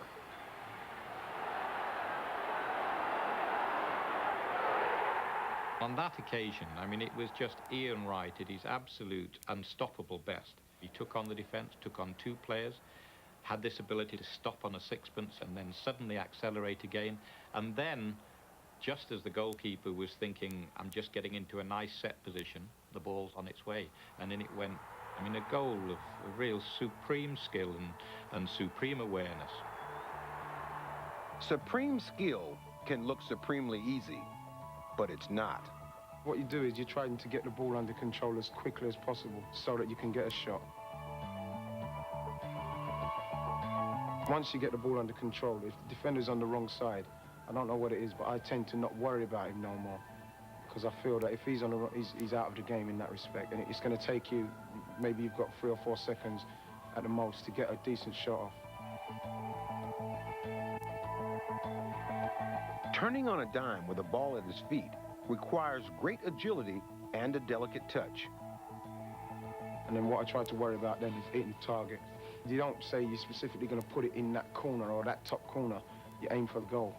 And, you know, if you hit it hard enough and well enough, then, you know, hopefully it can go into goal. But some of the times it just trickles to in, or it goes over the bar or whatever. But you just try and hit it in that direction.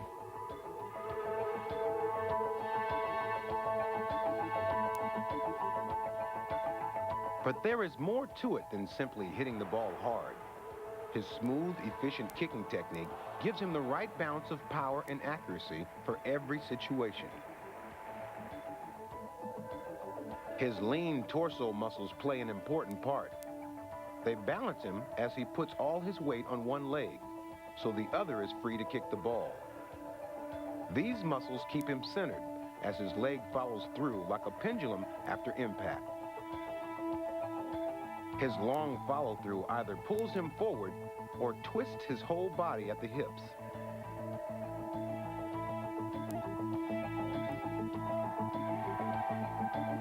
To start the kick, his buttock and hip muscles pull his leg back like a trigger. Then his hip flexors drive his upper leg forward. This is the powerhouse of the kick.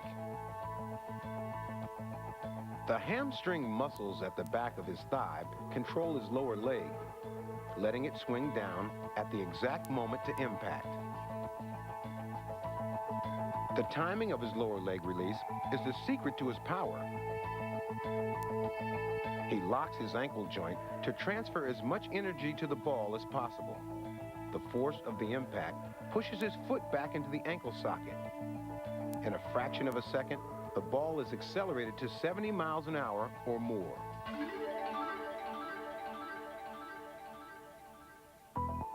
Ian Wright's skills give him every chance to score. He uses a diving header as his best option for a low, fast cross in front of him. The action looks simple. Run, dive, headbutt the ball. But there's more to it than that. His angle of approach sets the ball's path to the target. And to give it distance, he must time his launch to meet the ball at top speed. For an upright header, he tenses his neck and shoulder muscles. They brace his head for impact and deliver maximum body momentum to the ball.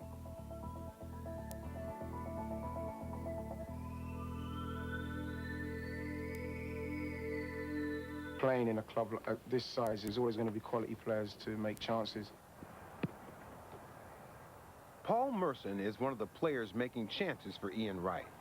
He is often described as a natural, a player with skills of vision, decision, and precision. He can see and exploit opportunities that other players miss. He is a valuable player who can deliver the unexpected. I think I was born with that gift of seeing things quicker than other people, and that's what I believe. You know, I don't think you can train vision-wise. It's a lot's down to being gifted at it. Merson can gather information at an amazing speed. He uses quick scanning movements to snapshot the play around him, and he updates these pictures constantly.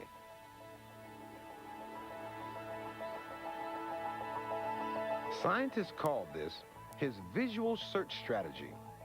He uses it to read the intentions of other players and to pick out opportunities for attack.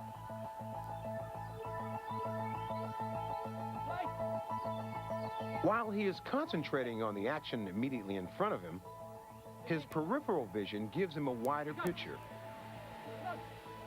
If something catches his attention out there, he will take a quick snapshot of it, but he doesn't drop his concentration from the rest of the game. Merson has another weapon in his arsenal. He can make split-second decisions about how to play the ball. 9 out of 10 times I'll know what I'm going to do before it even comes. You know, I'd have looked around the pitch and seen what's on when the ball comes to me, and you know, I will have, as people say, pictures in my head of what to do. Scientists don't agree on how Merson uses these mental snapshots to make rapid decisions. Some say it's a conscious task that he performs extremely well. Others believe it's something learned, but instinctively performed with minimal brain activity, like catching a falling plate. Either way, Merson has a valuable skill, and the man most likely to benefit from it is Ian Wright. I don't know, people say we've got a kind of a thing, and that's why I say no matter what position he is on the pitch, I know that if I make the run, he can deliver the ball, because I know what Mercer's going to do, and he knows what I'm going to do. And then all I've got to concentrate on when I get through is actually finishing. The understanding between Merson and Wright has been built up over 4 years playing together. They read each other's intentions instantly. It's all down to him because he makes the runs, and if he didn't make the runs, you know, nothing's on. So all the credit should go to Ian. You know, the pass is the easy part. It's losing the defender. No, Paul can say the pass is the easy part, but you see, that's why he can say that, because he's got the ability to do that, you see. From vision through decision to precision, Merson's deadly passing accuracy sets up scoring chances for others. It's all about, you know, if your touch is good, it's sort of all kinds of balls, you know. There'll be one with a bit of spin on it, so when it goes over the top, it will hold up and not run through to the goalie. I'm quite lucky. I can hit the ball quite well with the outside of my right foot, just as good as I can hit it with my instep, which is a good tool to have.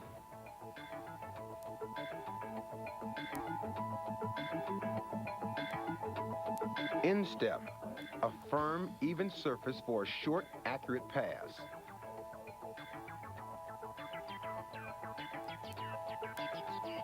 The upper instep, a hard, sloping surface for distance and height, useful for popping the ball up.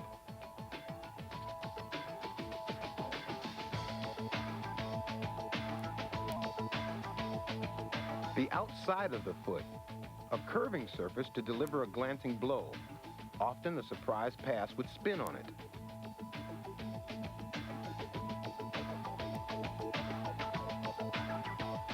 The top of the foot, a flat surface to lift the ball into the air, a precision instrument. Sure touch control and skillful passing make Merson the ideal setup man. He directs the attack ahead of him, sending through the ammunition for the strikers to fire with. But he will also seize a chance to score himself.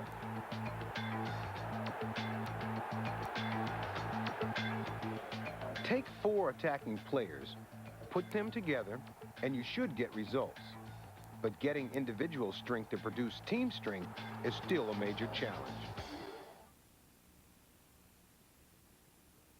I do 200 dates a year.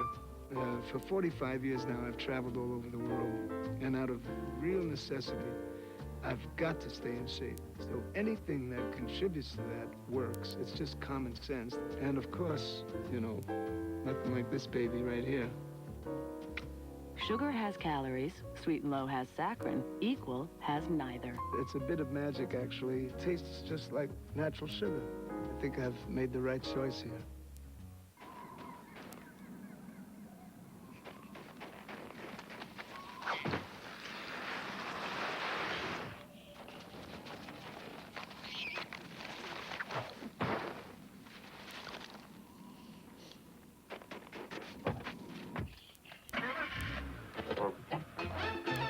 BMW Traction Control, because we all have places to go. Available on 96 BMWs, including all the new 328s. Honey, what happened? Are you okay? I'm fine. Relax. It's not broken. The doctor said I was pretty lucky. Does it hurt? What'd they give you? Tylenol, extra strength. Really? Yeah. With everything they have here? The Tylenol is working great. Let's go home. More than aspirin, more than ibuprofen, in hospitals, emergency room doctors use Tylenol the most. You sure you're okay? I'll be fine. But we should talk about the car.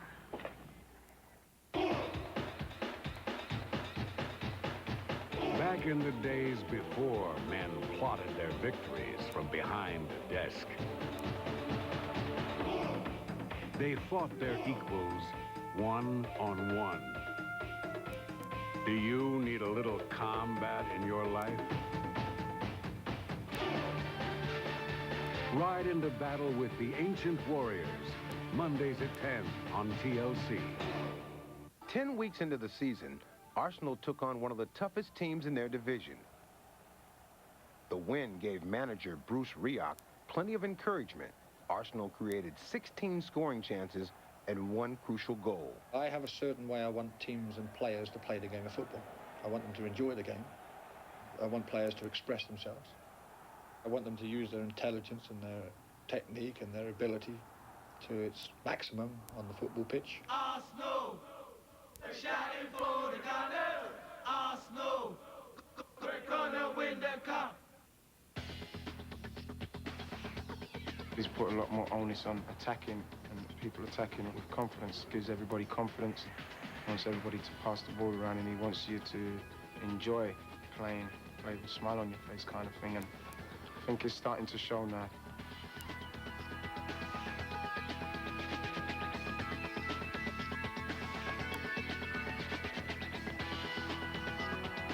I think we average about 20 chances a game now, which last season we'd have been lucky to get 5. The boss, he gives us unbelievable confidence, and he's definitely given me a lot of confidence.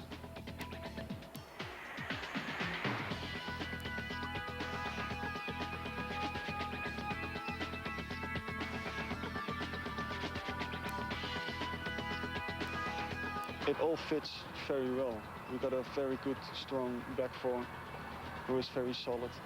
We've got good midfield players who can work hard, who can pass the ball. And we have good strikers and wingers who can score the goals, who can create the goals. And therefore, it makes it a very solid but a very, for me, attractive team.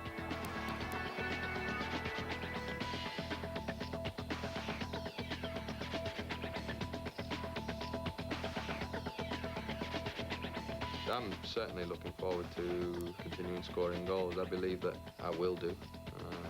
And I believe that we've got a very, very good chance of lifting at least one trophy this season. Arsenal, we're shouting for the Gunners. Arsenal, we're gonna win the cup. The Arsenal strike force makes winning look easy. Team players have a distinct advantage. They rely on each other's strengths to balance their own weaknesses. Golfer Ian Woosnam doesn't have that luxury. He has only 1/5 of a second to win. That's how long it takes to swing a golf club. A perfect swing is faster than the human eye can follow, powerful enough to drive a ball at 160 miles an hour, or delicate enough to sink a putt. The difference between winning and losing can all come down to one precise stroke.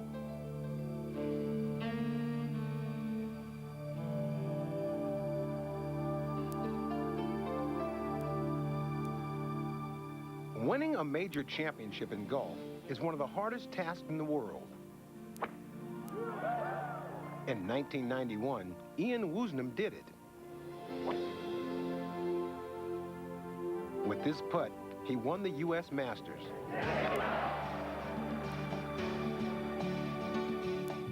For 4 days, he played almost faultless golf. Drives that scorched down the fairways, inch-perfect putts on the green, time after time under excruciating pressure. He reached #1 in the world rankings. For a year, he was the best golfer in the world. But a player's form can come and go. In 1991, he won 6 tournaments. In 1995, none. He needs to find out what happened to his famous swing and how to get it back.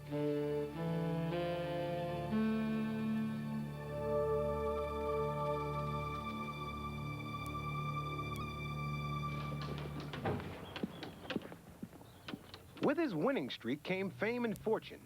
Ian Woosnam lives comfortably in Jersey, but he's still a man of the people, a man from a Welsh farming background who made good through hard work and perseverance.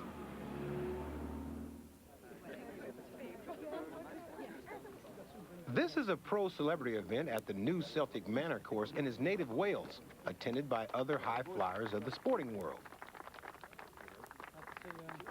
Good dress for one of us. Even with his lack of winning form, Ian Woosnam plays golf at its very best. Watch him in the company of amateur players, and the difference is obvious. It's all in the swing of the club. Amateurs do not have the same elegance or economy of effort. They certainly cannot match the power of the famous Woosnam drive. This massive tee shot at the final hole in the U.S. Masters won him the title. He was tied with Watson and Olazabal. They both had trouble with the bunkers approaching the green, but Woosnam had a different strategy, to soar over the bunkers. It's amazing, you know, I look back now, my caddy tells me it was 286 yards of carry where I carried it.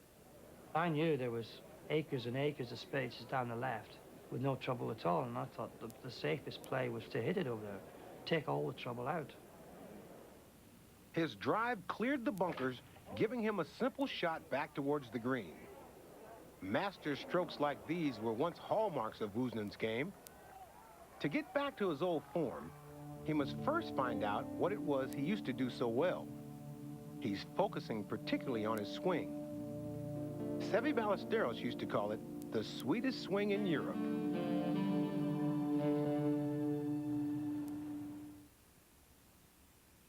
Next. Blink, and it's gone. And Boxing. Peak performance. next on TLC. I'm thrifty. Savings count. So I went with some long-distance company I'd never even heard of. Wacky restrictions and all. Hey, once bitten, twice shy. So now I have AT&T True Reach Savings. Any type of call, 25% off. Proof's on the bill. AT&T True Reach Savings. Save 25% on all types of U.S. calls on your AT&T phone bill when you spend just $25 a month. Can't miss. Savings on all kinds of calls. That's your true choice, AT&T. What a great day to garden. Oh, it's the worst day for my allergies. The flowers, the trees. The pollen, the sneezing. I'm miserable. This is great. My allergies couldn't be worse.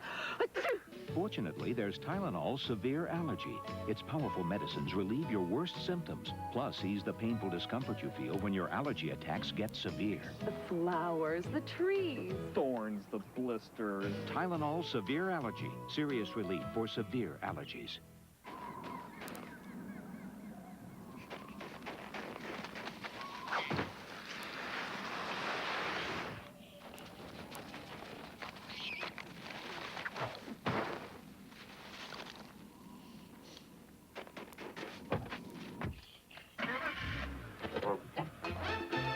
BMW Traction Control, because we all have places to go.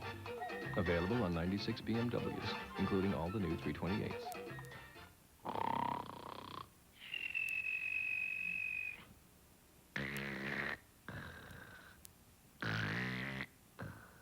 If any of this sounds familiar, try Breathe Right nasal strips.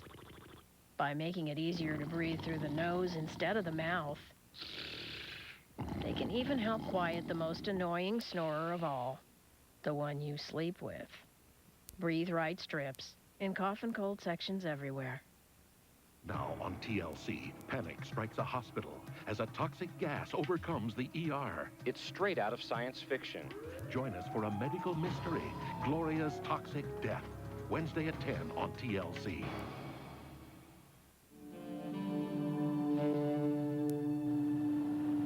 Woosnam has known top coach Keith Williams almost all of his life. Williams is the professional here at the new Celtic Manor course in Wales. What is it about a golf swing that makes people call it sweet?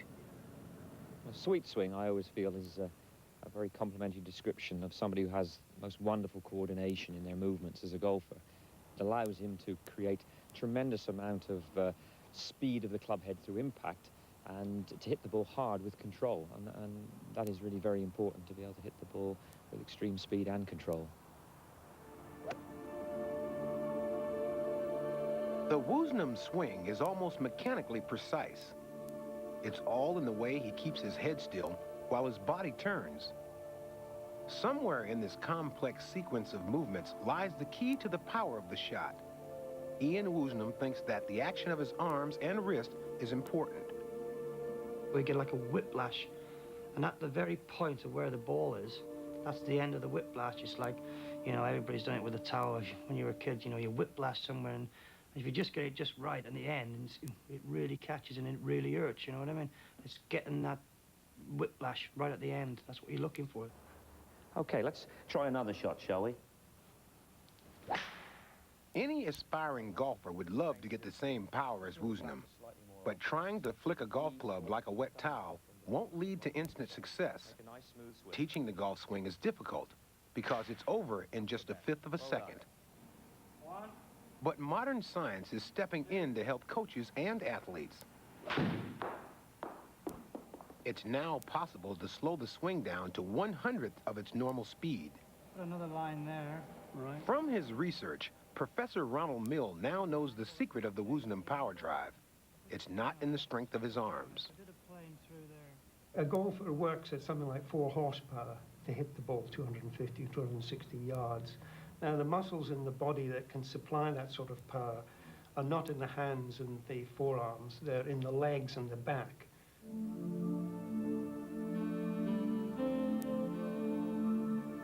The golf swing is made up of 2 movements, which combine to accelerate the head of the club. The first is the arms, rotating around the center of the body. The second is the club, rotating around the wrist. The skill that top golfers like Woosnam have perfected is called the late hit. It delays the second club rotation until the speed of the shoulder turn has reached its peak. It's all a matter of timing. To let the momentum of the shoulder turn shoot the club out. It's a free hinge action, just allowing the momentum of the swing to flow out to the club head from all the large muscle work that's gone in.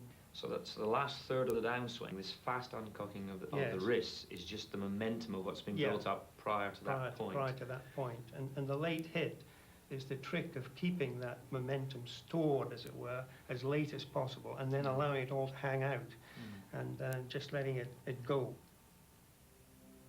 Slow motion images reveal dramatically how all Woosnam's strength is put into turning his shoulders. It's the equivalent of a sprinter leaving the starting blocks. The club head speed starts low, but increases quickly to reach a peak of 110 miles an hour as it strikes the ball.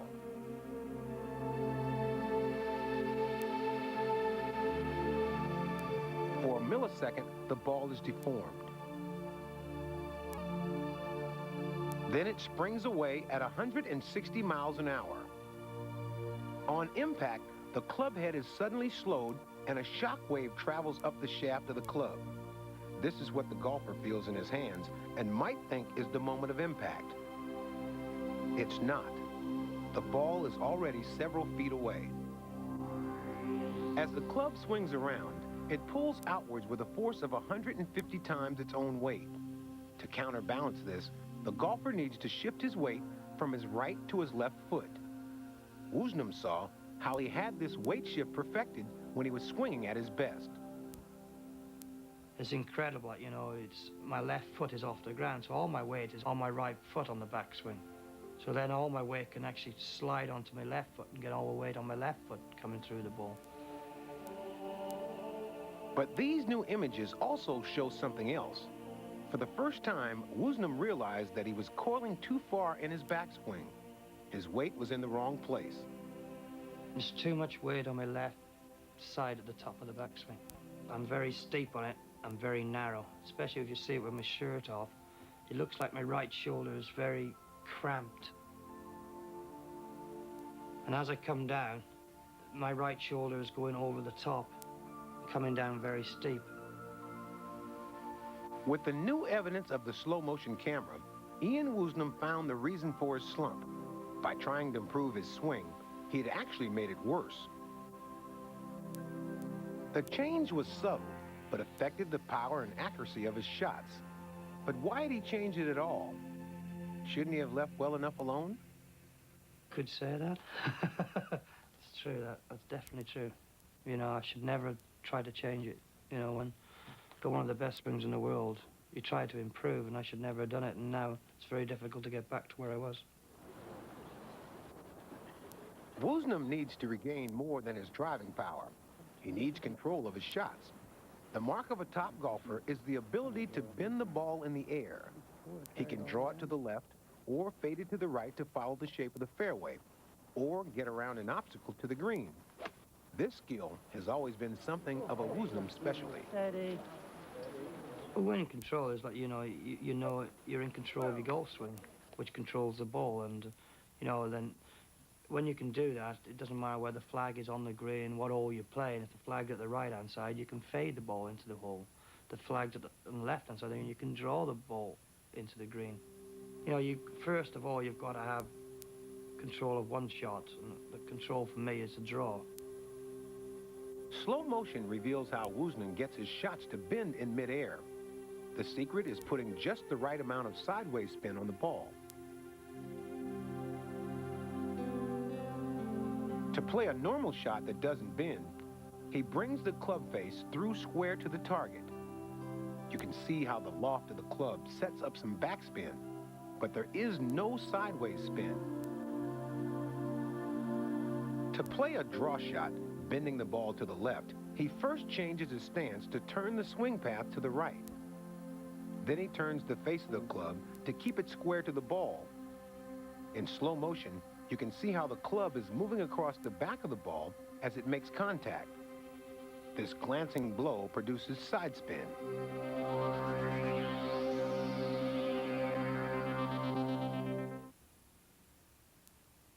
Here's your drink. You're in a restaurant. This is your choice. This? This? This? Boom, boom. As sweet as this. No bitterness like this with saccharin. And good. Equal. 0 calories, 0 saccharin. It's not going to change your life, but it's going to make it a little sweeter.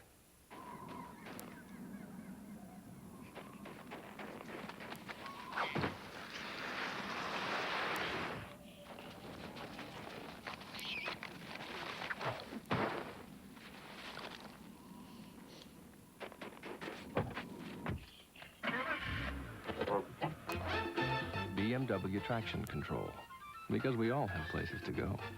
Available on 96 BMWs, including all the new 328s.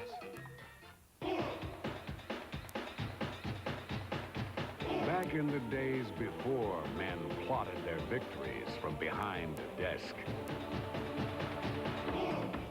they fought their equals one-on-one. Do you need a little combat in your life?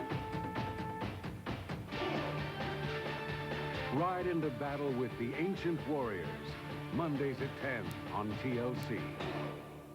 Can you outsmart the evil weatherman and restore the forces of nature? Find out when you join Team Extreme and take on Operation Weather Disaster, an exciting new CD-ROM adventure from the Discovery Channel. An evil weatherman has gained access to the planet's most volatile weather systems. It's up to you to take back control. Your mission is to locate the tools you'll need to battle the crazed genius and restore order to our weather-beaten world. Advance through challenging levels of gameplay, gathering clues to help you solve the puzzles, break through the barriers, save the world, and become a hero. Do it all when you join Team Extreme and outsmart the evil weatherman as you take on Operation Weather Disaster. Call now to purchase Operation Weather Disaster CD-ROM from the Discovery Channel for only $39.95.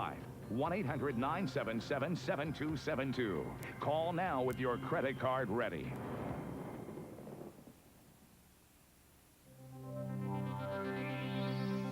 Following the ball in the air demonstrates how its curved flight is produced. As the ball spins, it drags a thin layer of passing air around with it. This revolving air will be pushing against the slipstream on the right-hand side, and this forces the ball to the left, around a tree that was blocking a straight shot to the green. As the ball slows in its flight, the bend becomes more pronounced. The shot should drop neatly onto the green to give a simple putt to the hole. Being able to produce creative shots like these is the way to win tournaments. You also need the courage to play them under pressure. There's a great example, I think, on the 13th hole at Augusta. And I'm behind this tree. I know I can reach the green, but there's water all around it. Do I take the risk? You know I can make an easy 5 by knocking it down the fairway and chipping on the green 2 putts. Or do I take the risk of going for it? What I did is I went for the green, on the green, nearly all the putt. I'm making an easy birdie. You know, but I could have knocked it in the water and taken 6 quite easily.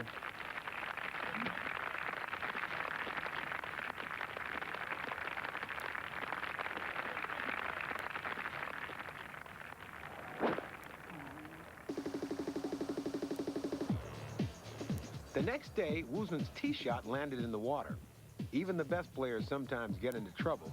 The mark of a champion is to get out of it without dropping a crucial shot. Often, this requires a certain inventiveness. Adventurous play always carries risk. Of all golf strokes, it's the daring recovery shot that thrills spectators. Getting out of difficult places is part of the art. In the early days, I used to get myself in some right trouble, and if you're there enough of times, you actually see these gaps. Oh, that's a 4-iron. I'll go underneath that gap and chase it onto the green. You actually see these shots. Sevy's another brilliant guy, I think, because he hits it wild as well, and he has this natural ability to get it out, you know. That's what people want to watch as well. They don't want to watch you just going down the fairway all the time, you know. That's great golf, yeah, but they want to see him go in trouble, and they want to see him get out and make a birdie, you know what I mean? Woosnam is a master of the recovery shot. He has supreme skill in shaping the flight of the ball, whatever the lie, whatever the slope, getting the club face to make the right contact with the ball. These are not just trick shots for the gallery. They are essential elements of a world-class game. Players like Ian Woosnam have changed the sphere of the game because the generation of players now are so powerful, hit the ball so far, that golf course design has changed, and courses have become longer. To test the golfers out, they've become far more challenging. Greens are smaller, bunkers are deeper, water plays a greater part.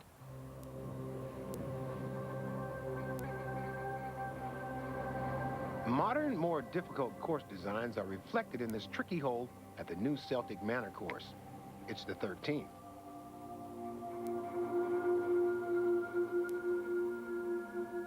A downhill drive lands on a fairway that slopes steeply away into the rough.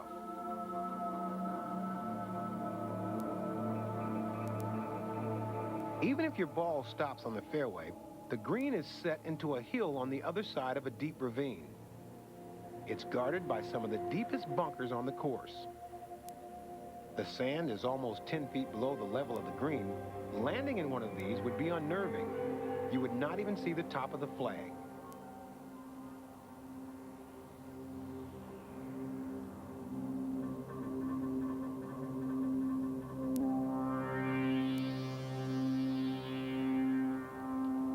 For the club golfer, they have terror of the bunker.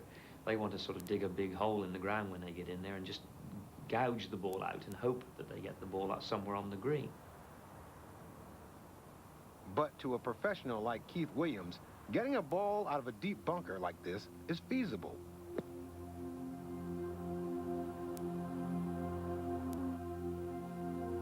The textbook shot is to drive the sand iron into the bunker behind the ball to scoop it out on a cushion of sand. In slow motion, the result is spectacular. The sand is transformed. It becomes almost like a liquid, swirling around the ball and lifting it out.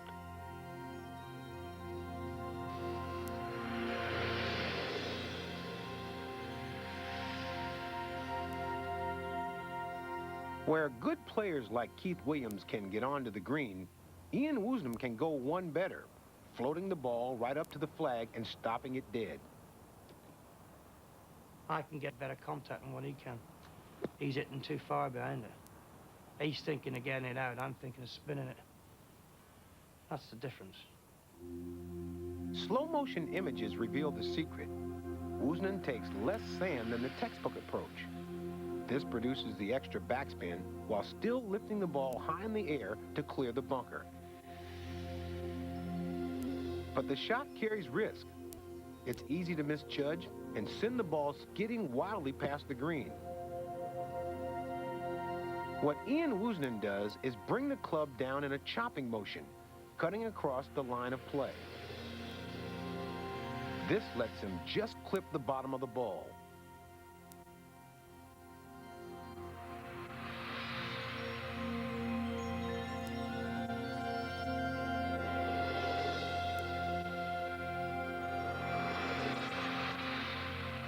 It produces phenomenal backspin, over 6,000 revolutions a minute. He can even float the ball past the pin and have the spin roll it back.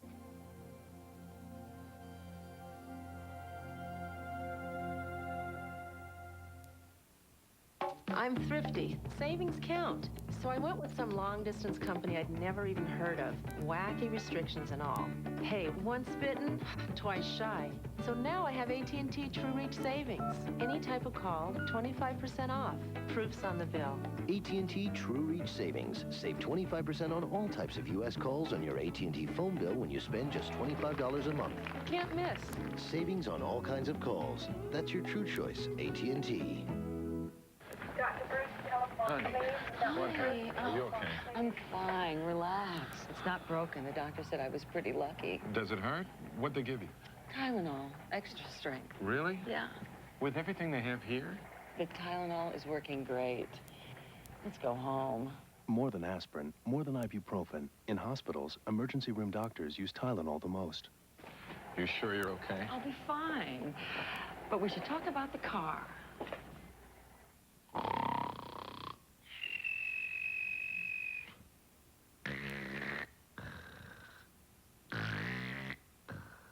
If any of this sounds familiar, try Breathe Right nasal strips.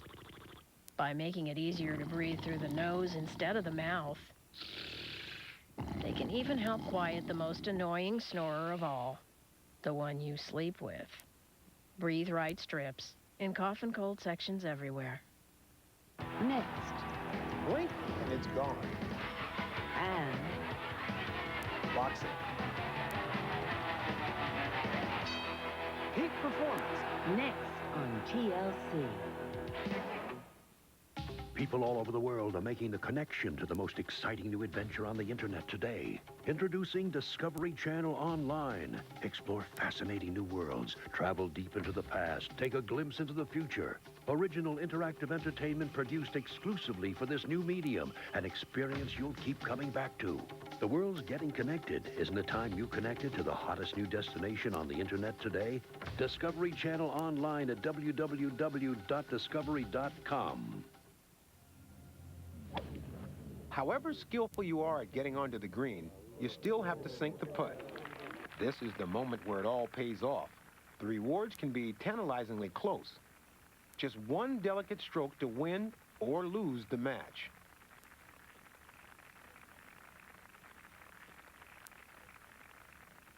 I've dreamed this moment, you know what I mean? And, you know, you spend all your life as a kid wanting to be in that situation. All of a sudden you're there and you think, this is my big opportunity, and that's what you practice for, all them hours and hours on the putting green and all the hours on the practice ground.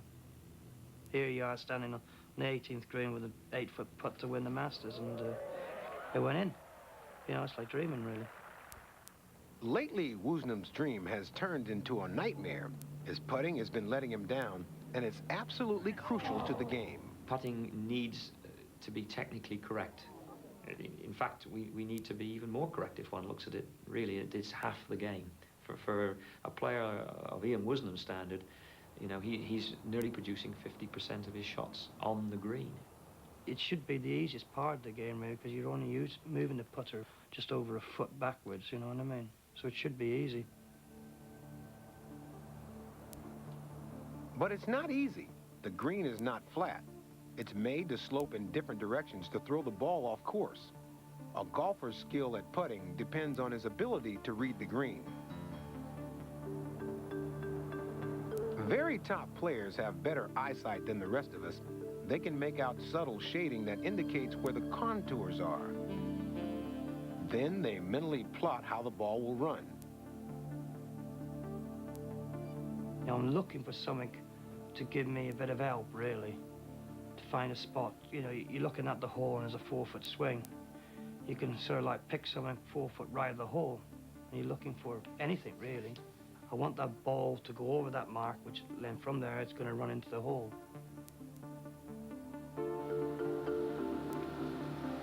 But there is another factor in the equation, the grass itself. It has a nap or grain. This is caused by the way it's cut. Some say the blades of grass also align themselves with the sun or head towards a source of water. It all adds uncertainty to the calculations a golfer has to make. So if you've got a putt which is going into the grain, into the nap, it's going to be much slower. But if you're putting down the nap, it's going to be a lot faster. And obviously, if you're putting across it, the ball's going to swing more. How do you do it? It is from feel, because, you know, is the nap going to move an inch? Plus, there's going to be 2 inches of swing as well. So, you know, it's only feel and eye and hand coordination, really. And, you know, it drives you nuts sometimes. On the green, the slightest lack of confidence can take its toll. You can line the shot up to perfection in the mind, but if doubt sets in, the execution of the move will fail. But Woosnam is an old hand at the game. He has ways of coping with the pressure. You know, you've got to have the self-belief that I've been underneath this pressure before, I've done it before, you know, and stand there and think of what you do on the putting green, you know, I'll get my stance right. A routine is very important. What do? You know, I line it up and then I get my feet comfortable and I have a couple more looks, take it back smooth, keep your head still and hit it. And once you've hit it, you can't do nothing else about it, you know, it's gone, you know. The typical thing is that, you know, I do it myself most of the time because I've not been putting well. You get anxious, and I've actually looked at the hole before I've actually struck the ball, you know. So you've got no chance of, you know, you've got to keep your head still. Ian Woosnam's loss of confidence on the green has put enormous pressure on his greatest strength, his swing. He believes that rediscovering his old swing is the way to restore his game. And seeing what is wrong with his action in slow motion has given him new hope. It doesn't matter what any coach can tell me. You've got to picture it yourself, and I can picture it now. I know what I'm doing, but it's actually, you know, to do the right thing feels very uncomfortable. When I think I'm uncomfortable, I must probably swing in the right way. On a beach in Jersey, Ian Woosnam practices his swing. In his career, he has won almost 40 tournaments, including one of the majors, the U.S. Masters. Could he see himself winning one of the major tournaments again? The way I'm swinging, no. I have to get back to where I was swinging. If I can get back to where I was swinging, there's no doubt about it, I can win another one. A few more, if I can get like I used to swing. Rediscovering his old swing may restore the driving ambition that once took him to the top. He may once again become the best golfer in the world. I think anybody who wants to be good at any sport, doesn't matter what you want to be, you've got to put your goals at the highest level. And I just had this feeling that, you know, I wanted to be the best in the world. I wanted to be a millionaire. I wanted, you know, all the great luxuries like everybody else did of top sports people. And that's what's happened to me, you know. If you need something badly enough, you've got to have that objective to go out and do it. You've got to put something so far beyond you and go for it.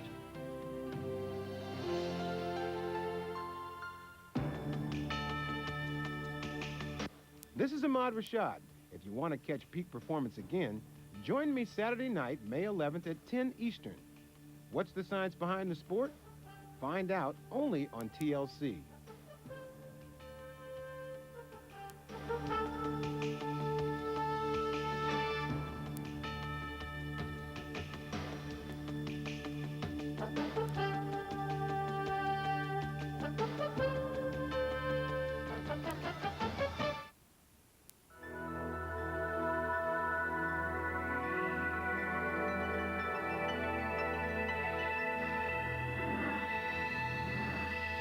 You're watching the Learning Channel.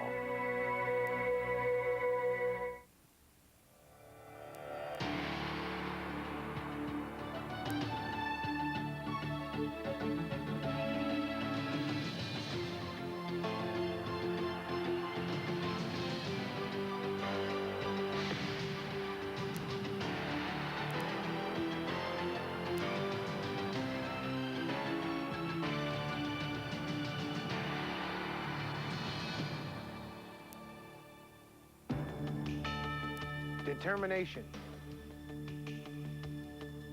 power, agility, speed. Hello, everybody. I'm Ahmad Rashad. Some athletes possess a rare combination of qualities that simply overwhelm the competition.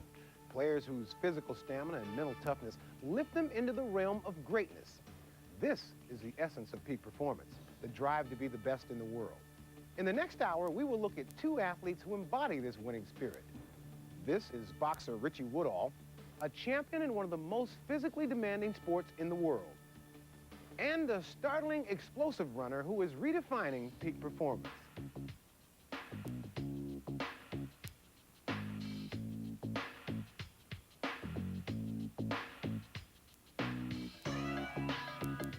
Alan Johnson is a world champion. His race, the 110-meter hurdles. Incredibly technical, incredibly precise, incredibly fast. This is what he lives for, a brief encounter with 10 3'6" barriers. The whole race lasts just under 13 seconds, as long as this slow-motion shot.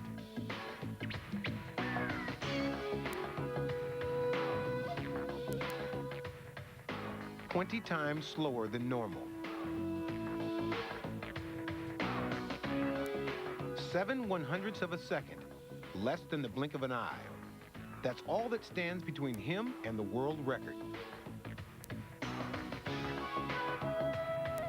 In this subliminal world where winners and losers are judged by 3 decimal places, are the physical limits being reached?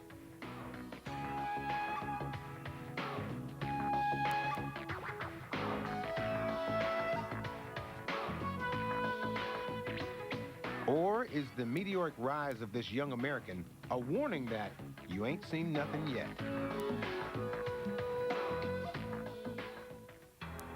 Gothenburg, 1995, the World Championships.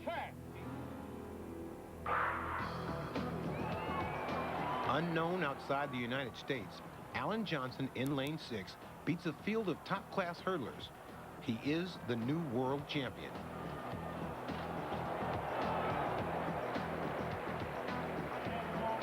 Overnight, he became the new American phenomenon. But who was this lean, muscular man from North Carolina? Would this just be a flash in the pan?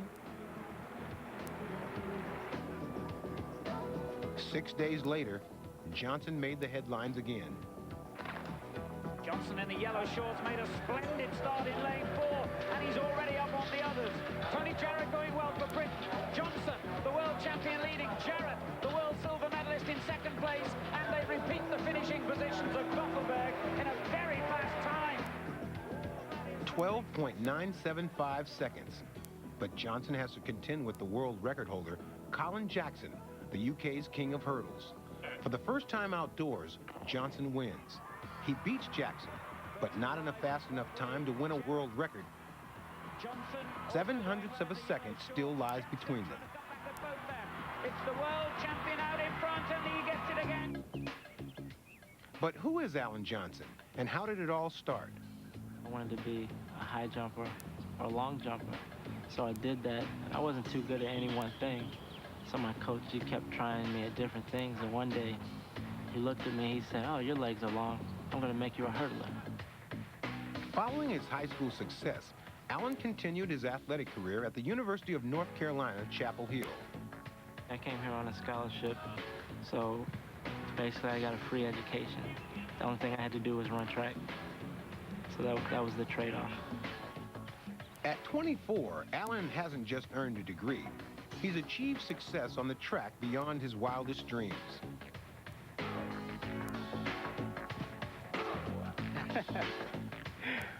His potential was spotted by Coach Curtis Fry. His unique training has already started to pay off. These guys mean business. Colin Jackson's world record is now in their sights. Everyone is called to greatness does not reach greatness. Outside of the physical talent, it takes the ability to focus. Alan Johnson can focus. Go! 100,000 muscle fibers in the left leg alone fired to create the acceleration of a Ferrari as he powers off the blocks.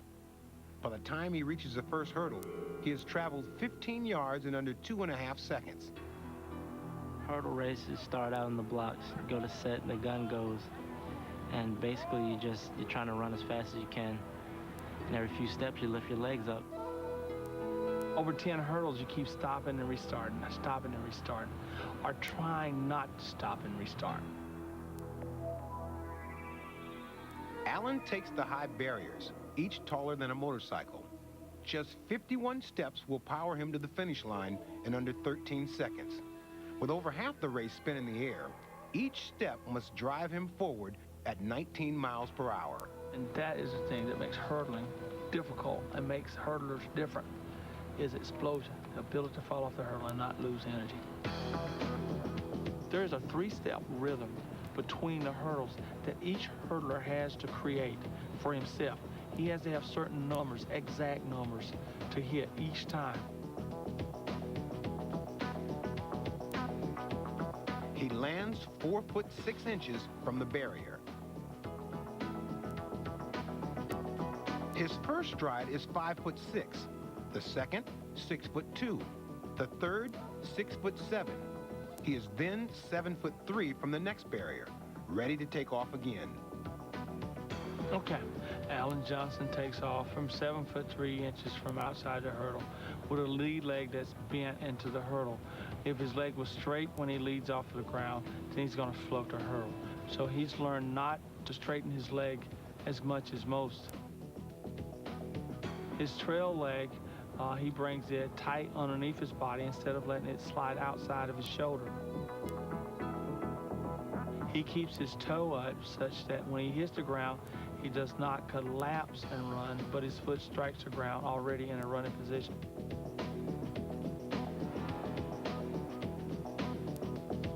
The bent lead leg is it is very important. When you can't run in the air, you're losing time. So the idea is to spend the least amount of time in the air as possible between the starting line and the finish. As soon as this leg is up, this leg's got to be coming. And the closer you can get that to being like this, the better you can get to the other side. That's why we say be tight. His hurling mechanics are to be tight. You want to be as close as possible. You want to be a centimeter from touching that hurdle. You can't get much closer than that. If you do, you're losing time because now you're hitting the hurdles. His wrap arm helps him change his center of gravity, because when he gets the arm far out in front with a reach in front of his eyes, the easier it is to pull the limbs around. So you have to have some torque. So he torques his arm across his face so that when he pulls it, it pulls his trail leg across his body, pulls it around. So if he didn't do that, then he would have no way of speeding up his trail leg.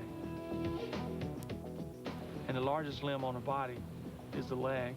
He pulls a small lever back to help a large lever move forward, which makes center of gravity move to the front, and that makes him fall on the ground. Peak Performance is sponsored in part by Tylenol Severe Allergy, serious relief for severe allergies. BMW, the ultimate driving machine. AT&T, official sponsor of the 1996 U.S. Olympic team, and Equal Brand Sweetener. What a great day to garden. Oh, it's the worst day for my allergies. The flowers, the trees. The pollen, the sneezing. I'm miserable. This is great. My allergies couldn't be worse. Fortunately, there's Tylenol Severe Allergy. Its powerful medicines relieve your worst symptoms, plus ease the painful discomfort you feel when your allergy attacks get severe. The flowers, the trees. Thorns, the blisters. Tylenol Severe Allergy. Serious relief for severe allergies.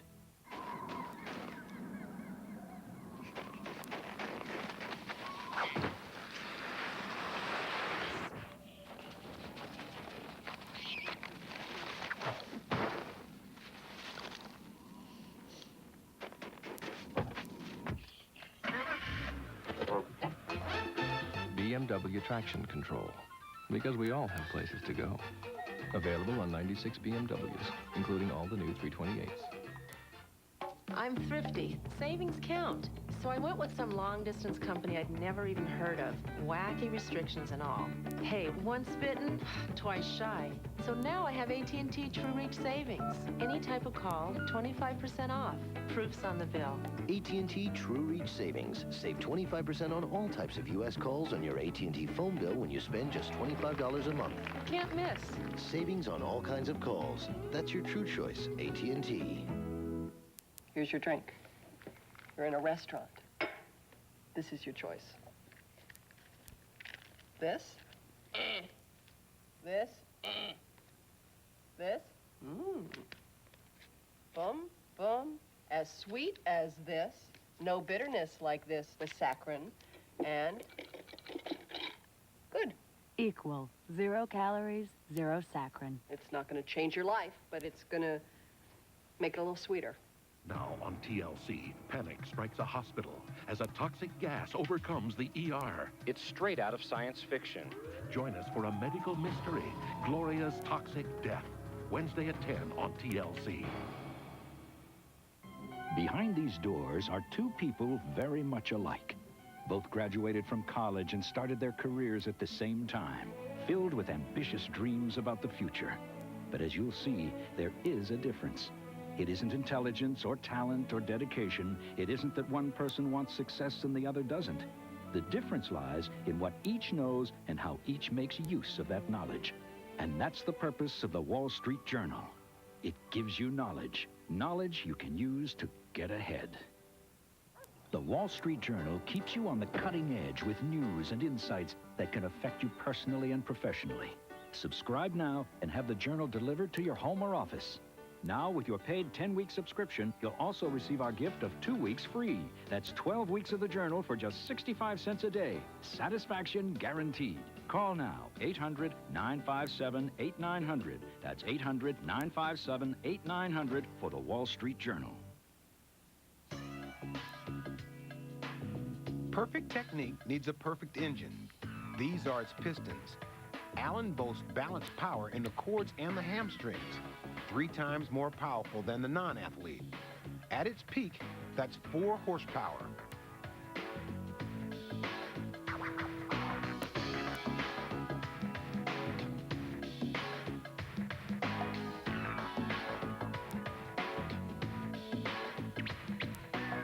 Allen knows that to win, he has to keep his engine tuned. Look at that muscle definition on the calf as it flexes. It has to stay rigid. Only then can it transmit power from the piston to the ground. The serratus, the cone-shaped muscles at the side of the rib cage, are very pronounced. They give power to the shoulders. This hip flexor, the fist on the thigh, is massively developed to control the power of the pistons. This machine has a winning design feature. From ankle to calf, the long Achilles tendon absorbs shocks and provides energy. The force of landing stretches the tendon. Bouncing back, it gives 35% free energy to help pull away.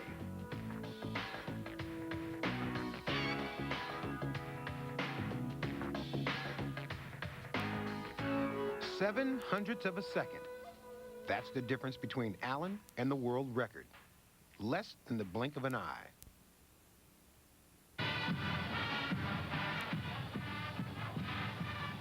Today, the game is Ohio State against North Carolina.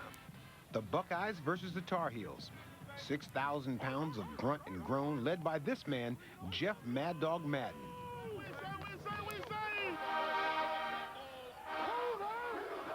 His ability, identifying talent.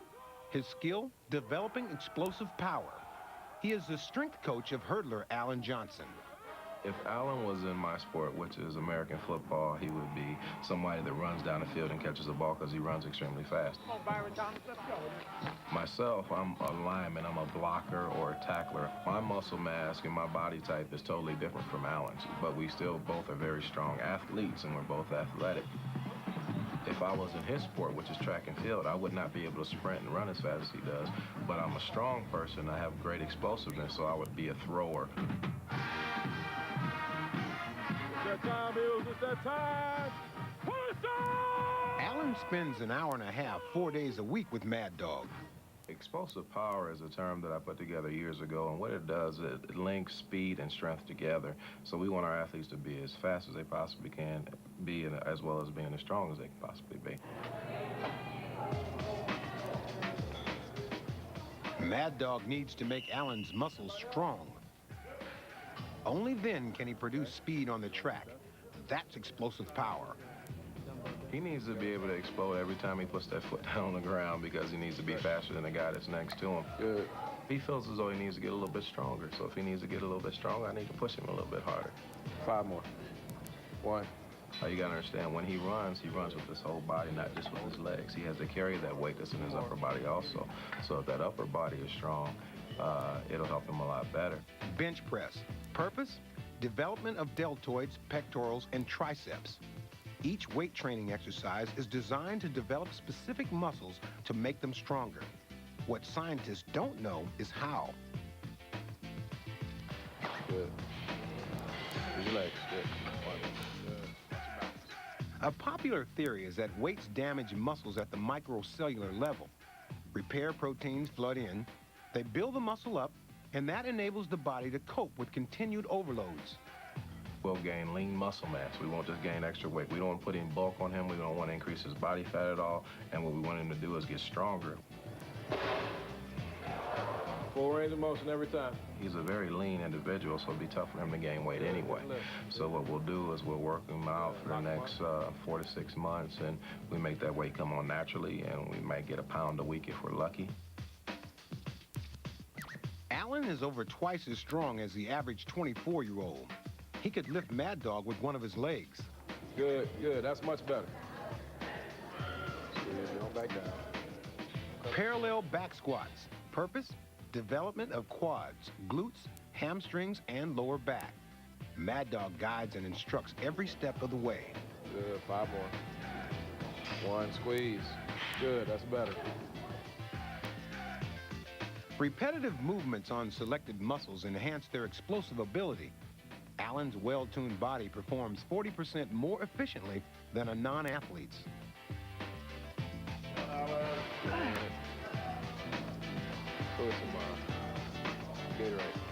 For Allen, pain is going to equal gain. Mad Dog is going to push him. After the workout, the muscles have to be stretched to keep them loose. You're on a mission, you're highly trained for the coming competition. Others have come to do exactly the same, but hey, it's your job now to win the game. So keep pushing, cause the heat is on, you're on the track, and someone here's gonna be leading the pack. So it's up to you to take the header for the pedal if you're gonna be the winner and take home the medal. Keep pushing to the top, and just don't stop. Work till you drop, keep them on the up. Keep pushing to the top, and just don't stop. Work till you drop, keep them on the up.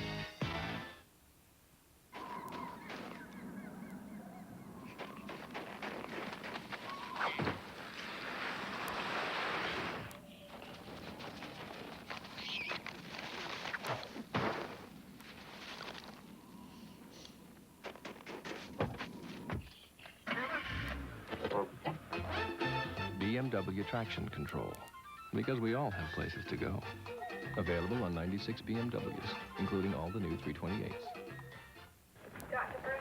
Honey, what happened? Are you okay? I'm fine. Relax. It's not broken. The doctor said I was pretty lucky. Does it hurt? What'd they give you? Tylenol, extra strength. Really? Yeah. With everything they have here?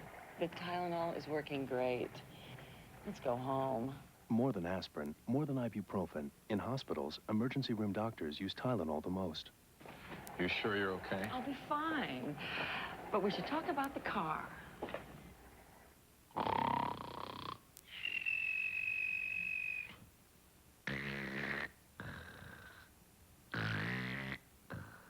If any of this sounds familiar, try Breathe Right nasal strips. By making it easier to breathe through the nose instead of the mouth, they can even help quiet the most annoying snorer of all, the one you sleep with. Breathe Right strips in cough and cold sections everywhere. Next. It's a wall of water. And what makes Milo fly? Peak performance. Next on TLC.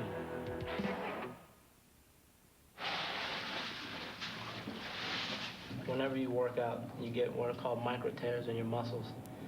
In those micro tears, you get inflammation and swelling on a microscopic level, and that's what causes the soreness. Ice baths take away the inflammation that makes Alan sore, but they still allow the damaged muscles to repair and build. It's the same thing if you had a bump on your head and you put ice on it. It keeps the swelling down. And that's what I'm doing with my legs, keeping the swelling inside my muscles down so that I'll be able to perform tomorrow in practice. More ice. Is that more for you now? Sure, I need this. Always. Alan has an ice bath twice a week, 15 minutes in the freezing cold. Turn your foot up. Alan and his colleagues are learning to run again, to rotate their legs like the spokes of a wheel. This is rotary running. It's like a moonwalk. Using this technique has made Alan the 4th fastest sprint hurdler ever. Good rotary. Knee up, heel up, toe up, knee up, heel up, toe up. Good job. Here we go. The toes are up to stop any braking. The heels are up to keep the foot in a sprint position. The knees are up to gain maximum power. The heel close into the buttock keeps the rotary action tight. Good. Pull it, pull it, pull it, pull it, pull it. Rotary, rotary round, and go. Tightness gives him quicker stride frequency. Better frequency means he goes faster. Good set. Yeah. Rotary, rotary, rotary. Pull it to heel the butt. Heel the butt, toe up, heel the butt, heel the butt, toe up, heel the butt. The key to tightness is strong abdominals and hip flexors. Knee up, toe up, let's go.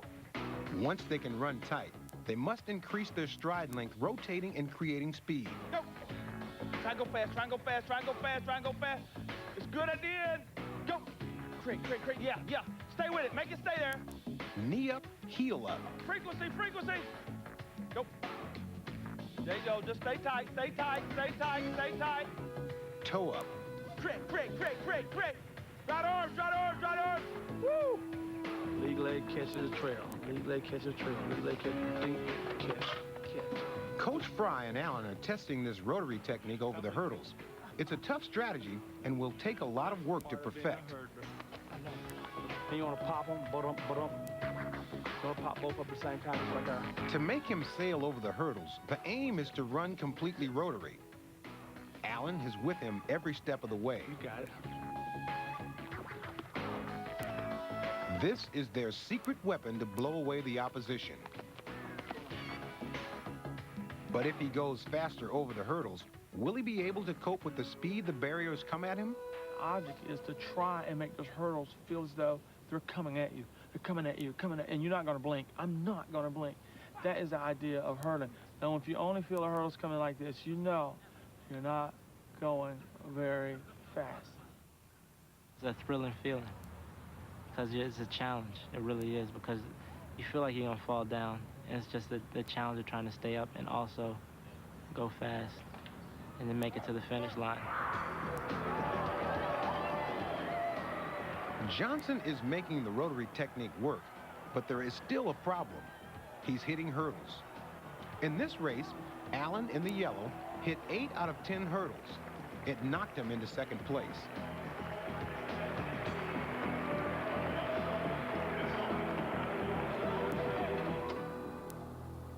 Perhaps technology can help solve the problem.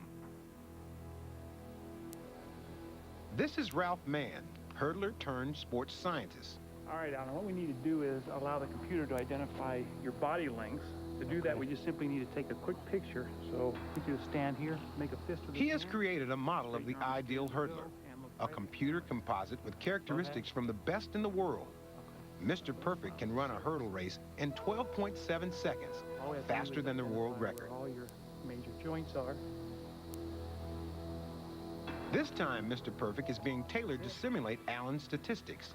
Not only can we make your model, we make you a suit. Okay. Alan's performance will be filmed and Mr. Perfect overlaid. First is just tracing the outline of your body. Okay. It's like your video game. Sir.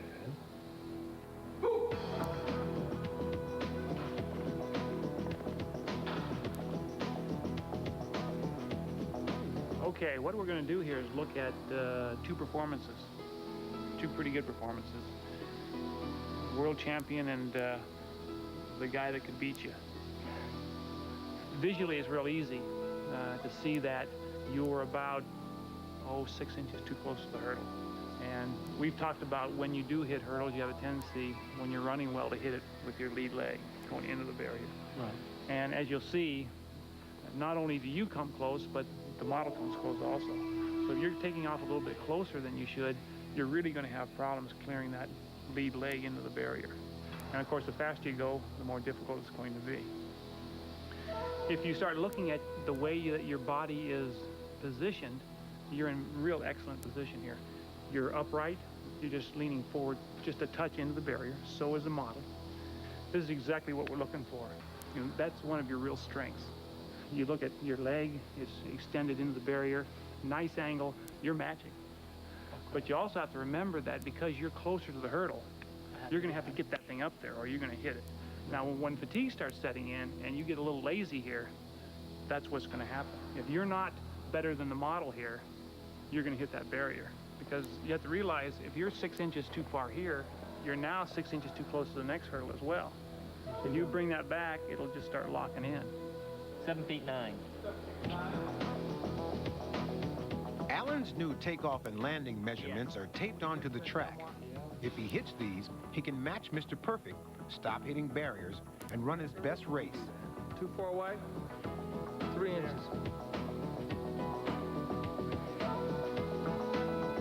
Sir.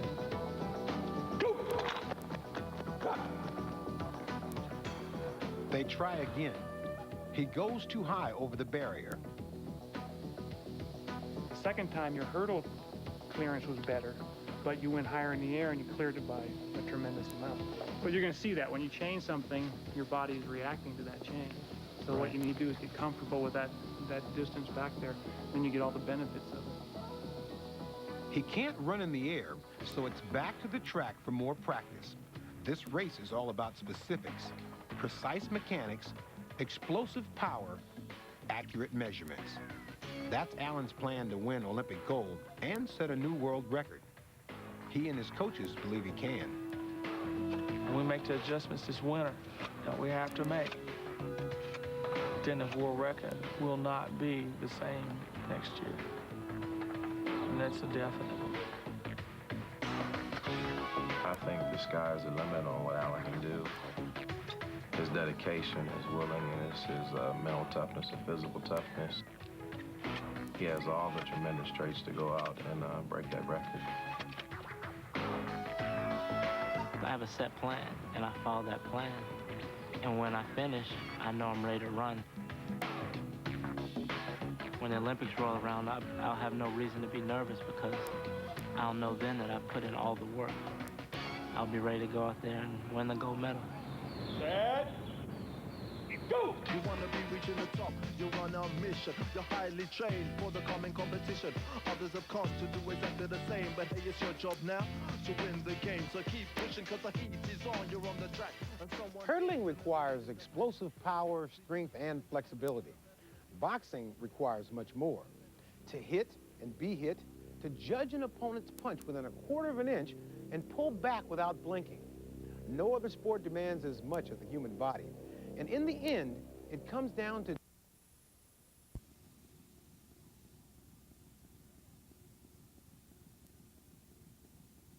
You save on every call to everyone, All the better to see you with. so you can talk a little longer. No, I don't know how they lived in the shoe. It's a size 90. It's a big shoe. MCI's Friends and Family. Real savings, real simple. No, this is the last one. I'm serious.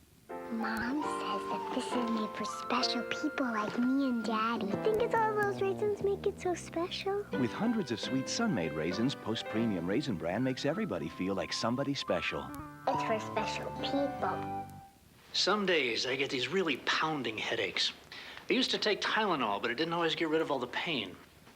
So I've been using Advil for a while now. I found that on my tough headaches, 2 Advil work better than 2 extra-strength Tylenol tablets, better than Tylenol gel caps. And you know, nothing's been proven to last longer than Advil. For my tough headaches, Advil just works better. And now, introducing new Advil gel caplets. One more advance for Advil. Advanced medicine for pain. The outdoors for me is church.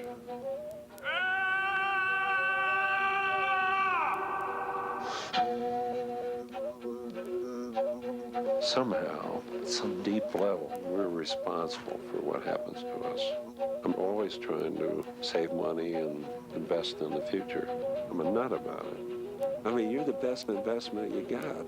You're the best investment you ever have. I don't know whether that's good or bad, but I like it. In the world of credit cards, the traffic is getting pretty heavy. But Discover Card keeps you in control. With the Cashback Bonus Award, the Smart Rate Program, and no annual fee. For a positive impact on your finances, it pays to Discover. How many times I told my dad to see a doctor? He was stubborn. But the pain in his stomach just wouldn't go away. He had to go. You should have seen the relief on his face when the doctor said Mylanta. Mylanta is fast, soothing relief. In fact, even with all the new heartburn medicines available today, doctors recommend Mylanta most for heartburn and acid indigestion. My doctor said Mylanta. Last week, they finally got together.